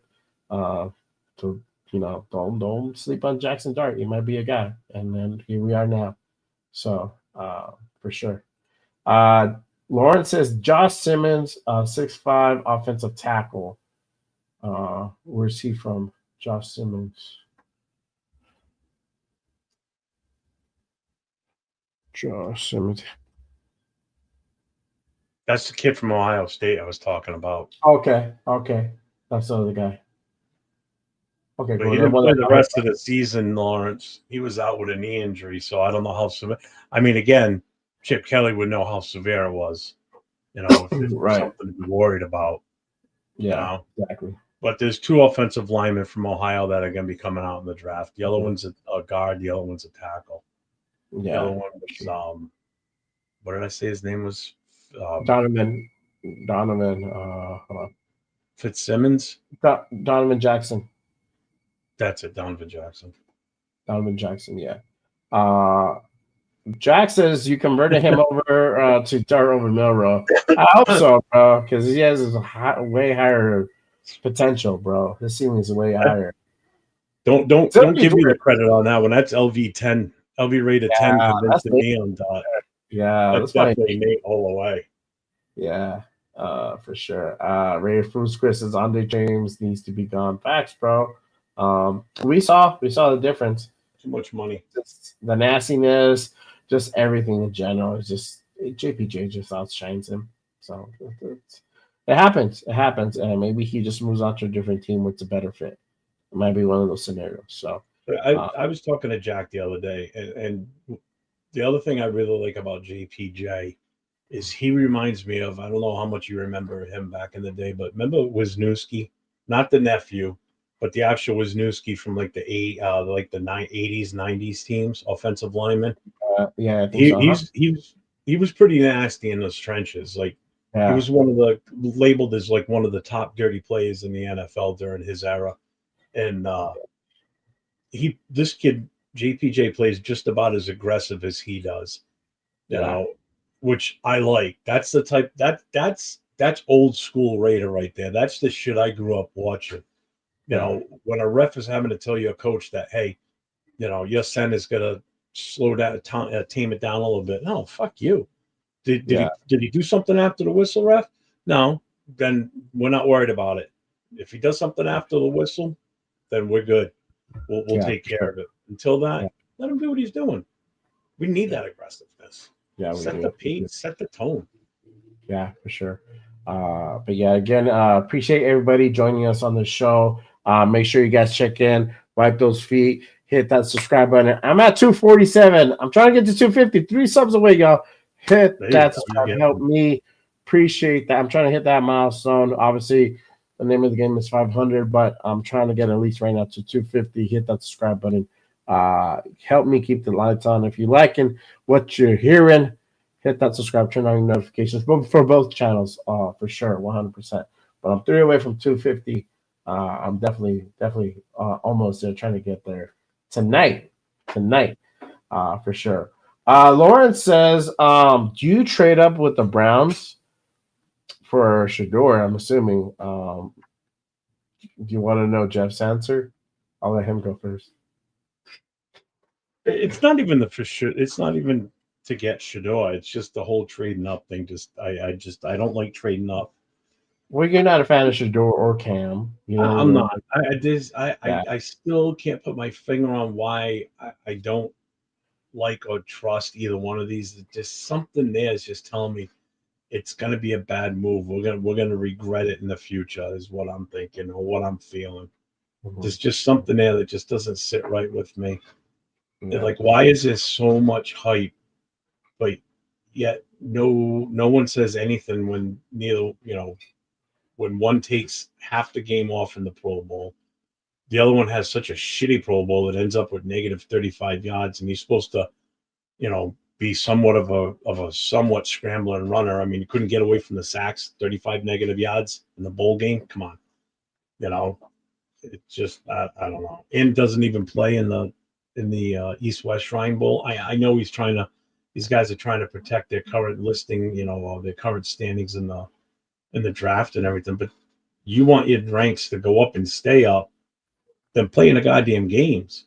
Yeah. Why would you jeopardize losing? Because if anything, I think that should lower their. If that's what they're trying to do, is lower their rankings, then for Shador, it's definitely working. Because Mhm. I've seen him drop on some mock drafts as low as like 12, 14 in that range. Now I forget who it was, but somebody's got him ranked at like 45 overall. I'm like, all right, that's a Oh little. yeah, that's like I don't think that's realistic at all. No, Um, no, that's a but I little. I mean, mean, even I respect the fact that he's still a first round pick. he's still for a round pick for sure.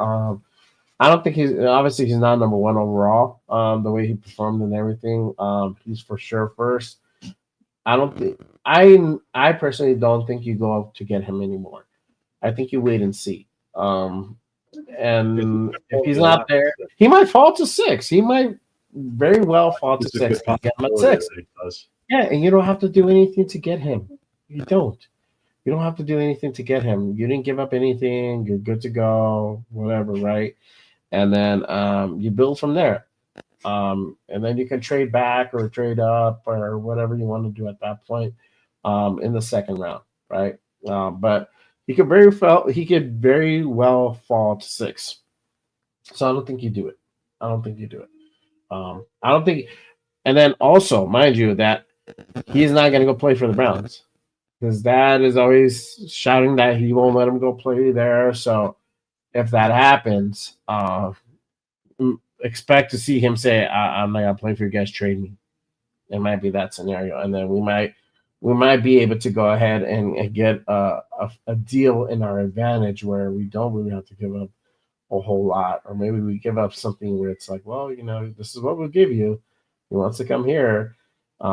If you try to trade up with New York with the Giants, they're not gonna they can probably gonna give you less because guess what? They got the next pick. So I don't know. That's the one thing that kind of gets me, and I that's also why I didn't agree with the whole um, Eli Manning thing. Was either way, he's still getting picked to play in the NFL. Mhm. Does it matter really which team he goes to? You're going to be that you know picky about it or that selfish about it? You don't want him to go to Cleveland, or in Archie's case, he didn't want his son to go to San Diego. Mhm. I mean, he's still getting picked in the NFL. He's getting picked as possibly the number one pick in Shador, or in the Eli's case, he was. You know, I sometimes I just don't understand. You know, is There, your there's. ego that big that you don't want him? I That don't. you I don't don't want think these it's the guys to go ego. somewhere? Yeah, I don't think it's the ego. It's just because there's certain teams that don't have a great track record of really taking care of rookie quarterbacks and really supporting them and building them up. I mean, we look at Carolina. We saw that with Bryce Young.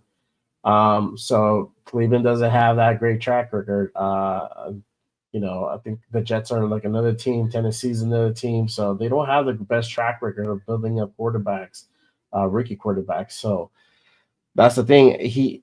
I feel that it's coming more from Prime than it is Shador. Shador's like, oh, whatever, bro. Like, whatever you say, Dad. That's his thing, right? Um, but his dad knows. He's like, look, I've been in the league. I see what they do. They don't have a great track record. No, I'm not gonna have my son go over there and fail because he didn't get the proper support. I can see your point of view because it's like, yeah, if you have that ability, you should be able to flourish wherever. But also too, it's like that does matter. We see it with Caleb Williams. He's a number one overall pick. Went to Chicago. We thought the Chicago's year was last year. They're gonna bust out. They're gonna have a great turnaround. Nope, they shut the bed. They were terrible. Made Caleb look awful, and it's because of the coordinator. So that does play some significance. That's also why Ben Johnson made his decision to go there and not here because of Caleb. They have Caleb. He knows that he has a diamond in the rough, and once he breaks that outer layer, he's gonna shine. So that's why I'm very excited about this game with the Bears because I want to see how Caleb does against us, against Max. The way we put our defense, we're gonna see the sink or swim effect happen in real time. yeah. For sure, for sure. I think that I put that out there, but Shador might be available at 6. Very well. And if he's not, he's not. And then you trade back and go out and get more draft picks, and get Dart in the second, or like we said earlier, trade up at a lower pick at first and get him. So we'll see what happens. Uh, we'll be on a little bit more. I'm probably gonna have to wrap it up pretty soon. Jack says JPG reminds me of the best Raider ever, Jim Otto. I said it, yeah, for sure. James, appreciate you for tapping in, brother. If we draft a running back one at some and some protection on the O line, then AOC can run Chip's offense. Could possibly be. They said they're going to build that O line. They're going to protect the quarterback. That is an initiative that's been set by Pete Carroll. So, what does AOC thrive in? Under protection or time in the pocket. He's not a runner. He's not mobile. We see how he runs. It's god awful. I cringe every time he runs. But if you haven't set him back in the pocket, if he does like a little quick rollout, I'm okay with that. That's good. His rollout is improved. I'm gonna say that about him. So, he might if they decide to stick with the AOC, that might be the case. Raised from Chris says prime son, bro. That's all the hype is about. I'm sure Brady knows his talent is more than anyone.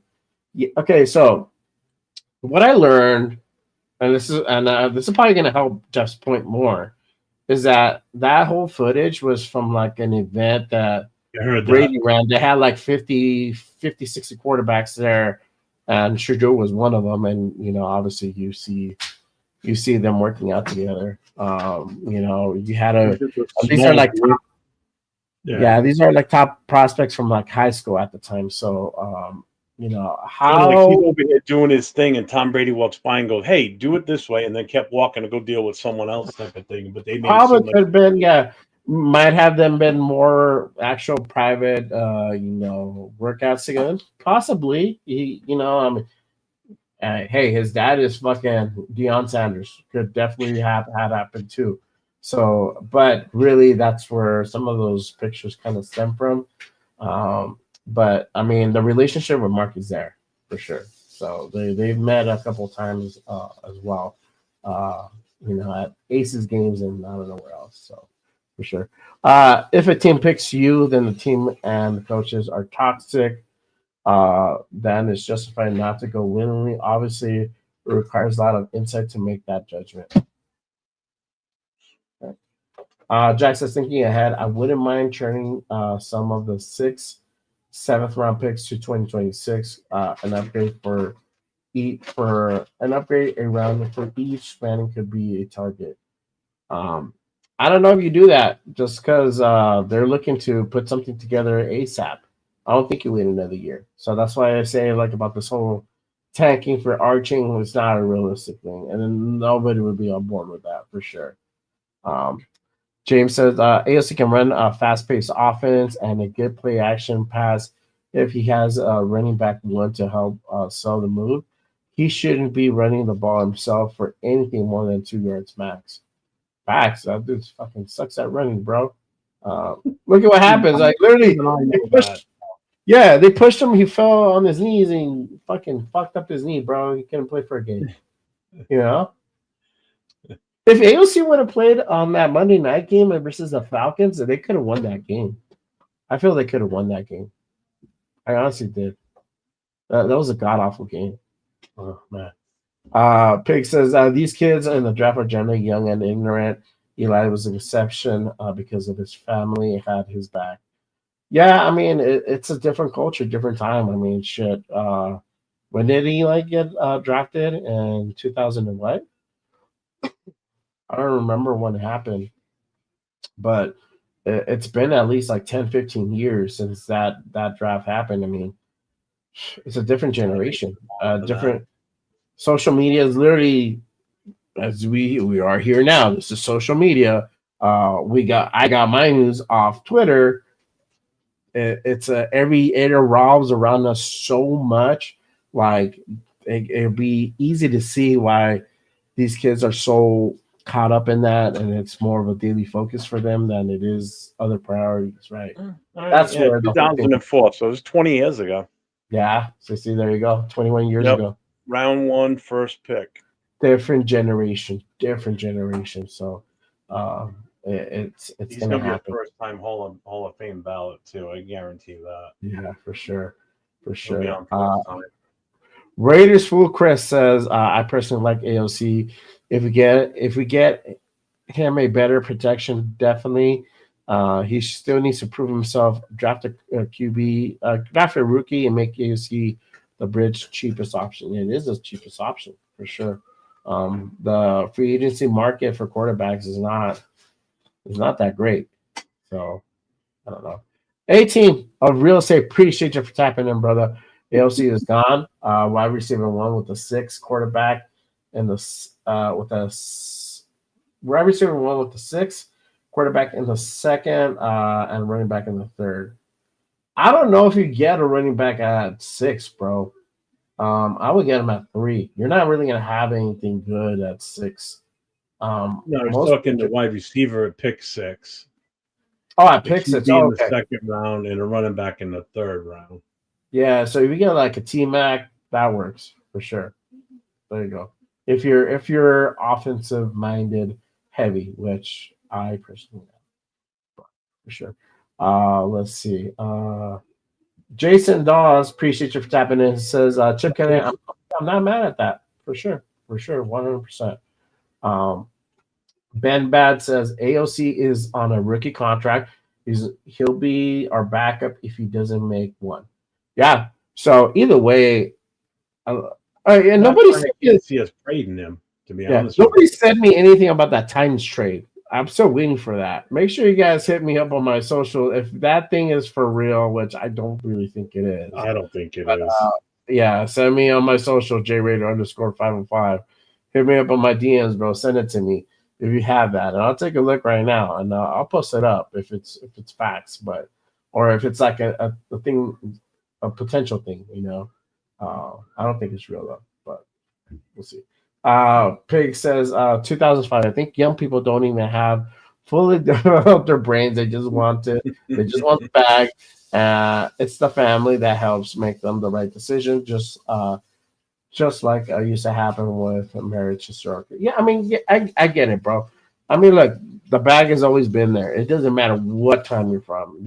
Everybody wants to get paid at the end of the day. Money talks. Um, is it about the bag more? I think it is because of the size of the contracts that are coming out nowadays, right? You have that NIL. These guys are fucking millionaires. These kids are millionaires before they hit the NFL now. 20 years, like, when did NIL come out? Like, last few years. 10 years ago, these kids were not millionaires. So within the last few years, these kids are having endorsement deals, sponsorships, making fucking loot. The colleges Big are money. paying them to come and play. Like Shit, some of them it's a are getting real more money business. than they would on a contract in the NFL. Yes, exactly. So these guys are already making bank. They just want to make more bank. So the NFL, the teams now have to compete with that. Now you're saying these inflated contracts being Yep. dished out. So that's also where that stems from. It's a two-way street, but you're part right, pigs, for sure. So these kids are young and they're getting a lot of money. It's hard to handle it when you have money that young. Success comes that young. I mean, think about it now. Even if the kids they're not making millions of dollars. By the time they're still making pretty good bank. They make bank. They make more money than a lot of us do. The average Joe Schmo. So think about it in that sense. And these are like 18 to like 21-year-olds, 22-year-olds, even a little bit older now because they're what 24, 25 sometimes when they come out of the draft. It's crazy. It's just crazy. Different time now. The time that we live in now. Lawrence says Chip Kelly was 2-4 with San Francisco. Yeah, but that was how long ago? Well, that was a long time ago, I think. The record now, he look at his accolade now. He won the national championship. That was them. So proof is in the pudding, my friend. Jason says, and we check gallery in that draft. Okay, he's talking about that. Let me see here. I'll take a few more, and then we're gonna go ahead and wrap it up. Let's see. Jack says, all we know, the O-line guards are the weakest link on the Raiders. Absolutely need an upgrade. Facts, bro. Agree. Facts. I hope we see that. I hope we see that in this draft or in this free agency or both. I'll take either or. Ben says, the more you make, the more you spend. Yep, you do, bro. Tommy, appreciate you for tapping in, brother. Thoughts on the Ohio State running back from the draft now?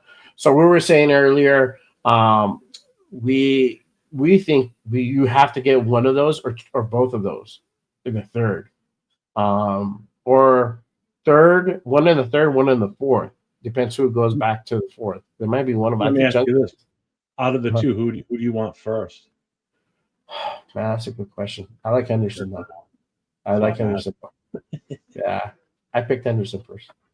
Yeah. So then Judkins might be there in the fourth. If he's there in the fourth, yeah, I'd say you get him. Fuck it, why not double dip on him, and you get something else for your other third round.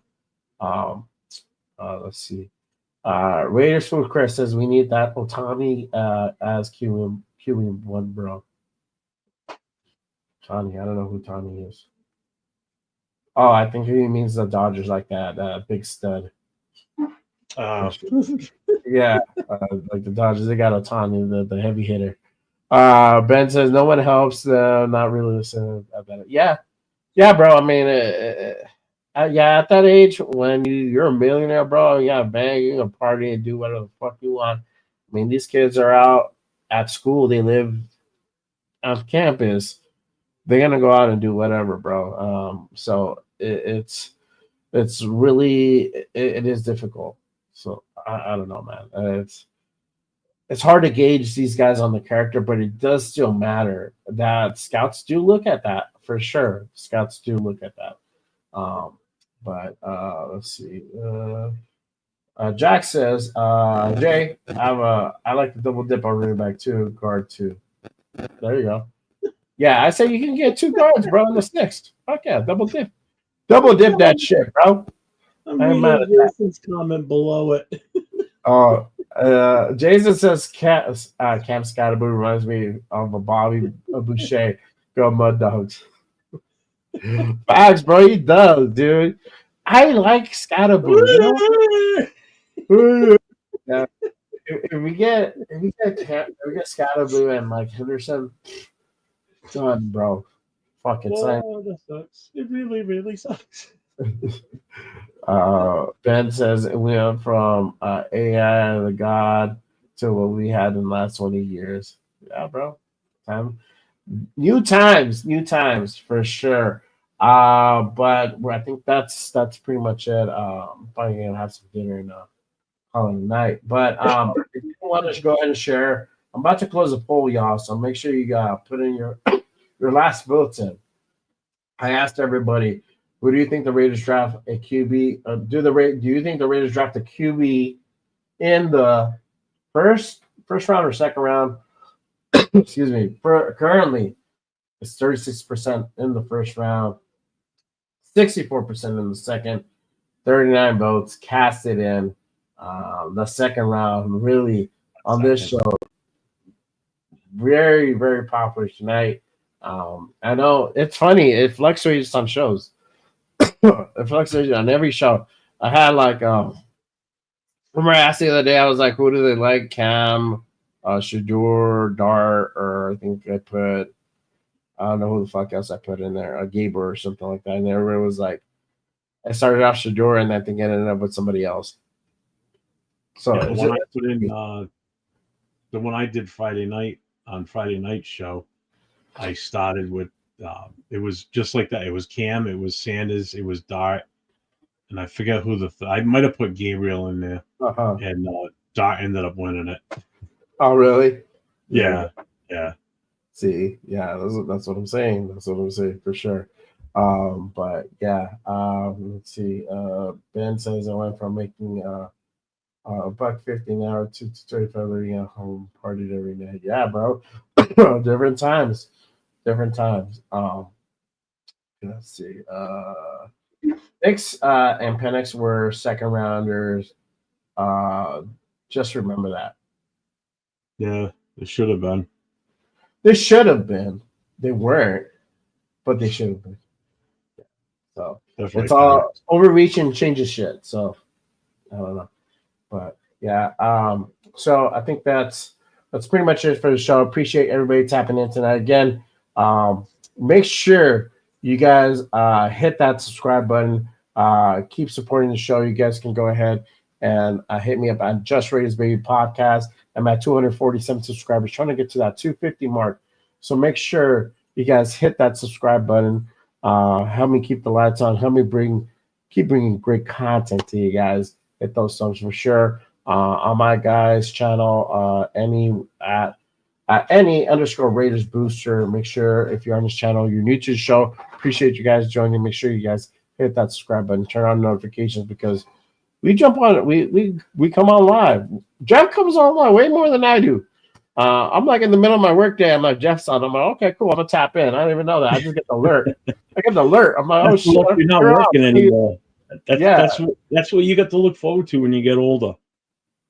You get to be home all the time. Yeah, if you get that notification for Jeff's content like as soon as it comes. Because honestly, bro, you make my day go by faster. Because I'm just like, fuck, I'm over here just like working on some shit or whatever, or waiting for a call, and then like, boop, your shit comes on. My fuck yeah, there we go. I'm like. And then I'll chime in and shit. Like I'll tell you right now, 90% of the time I go on is because I'm sitting here bored out of my fucking mind. So I'm like, you know what? I'm just gonna go live and just see what happens. Yeah, for sure. AR, appreciate you. Well, man, hey, bro, we're about to wrap it up, my guy. For sure. Armando, appreciate you tapping in. We're about to Thank wrap you. it up in just a bit. But yeah, if you are new to the show, make sure you guys hit the subscribe on both channels. Yeah, I appreciate everybody that follows me, and that every time I log on, I see the same people all the time, and I love it. I appreciate everybody for following me, and and I see when I watch Jay shows, he's got a pretty good loyal following himself. So I'm sure he appreciates that. I So appreciate everybody who comes in and shares their opinion. As long as it's respectful, it's all good. We might differ on opinion, but I'm always going to go ahead and hear your side out for sure.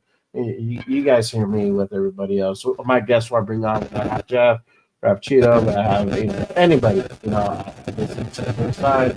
And then, your mic's going again. yeah. Oh, shit. Okay. I don't know. We're almost done. All right. Make sure you guys catch me on my socials.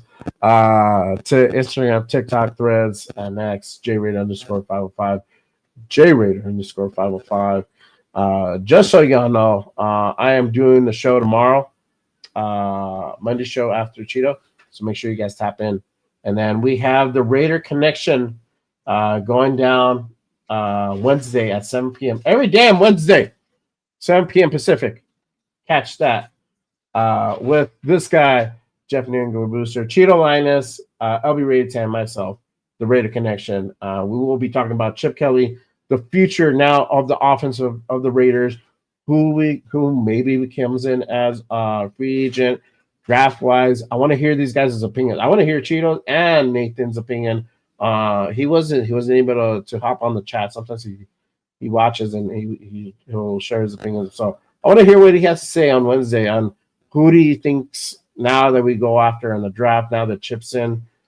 Same thing for Leo. I want to hear their thoughts on who we get in the draft outside of quarterback, because it is important too.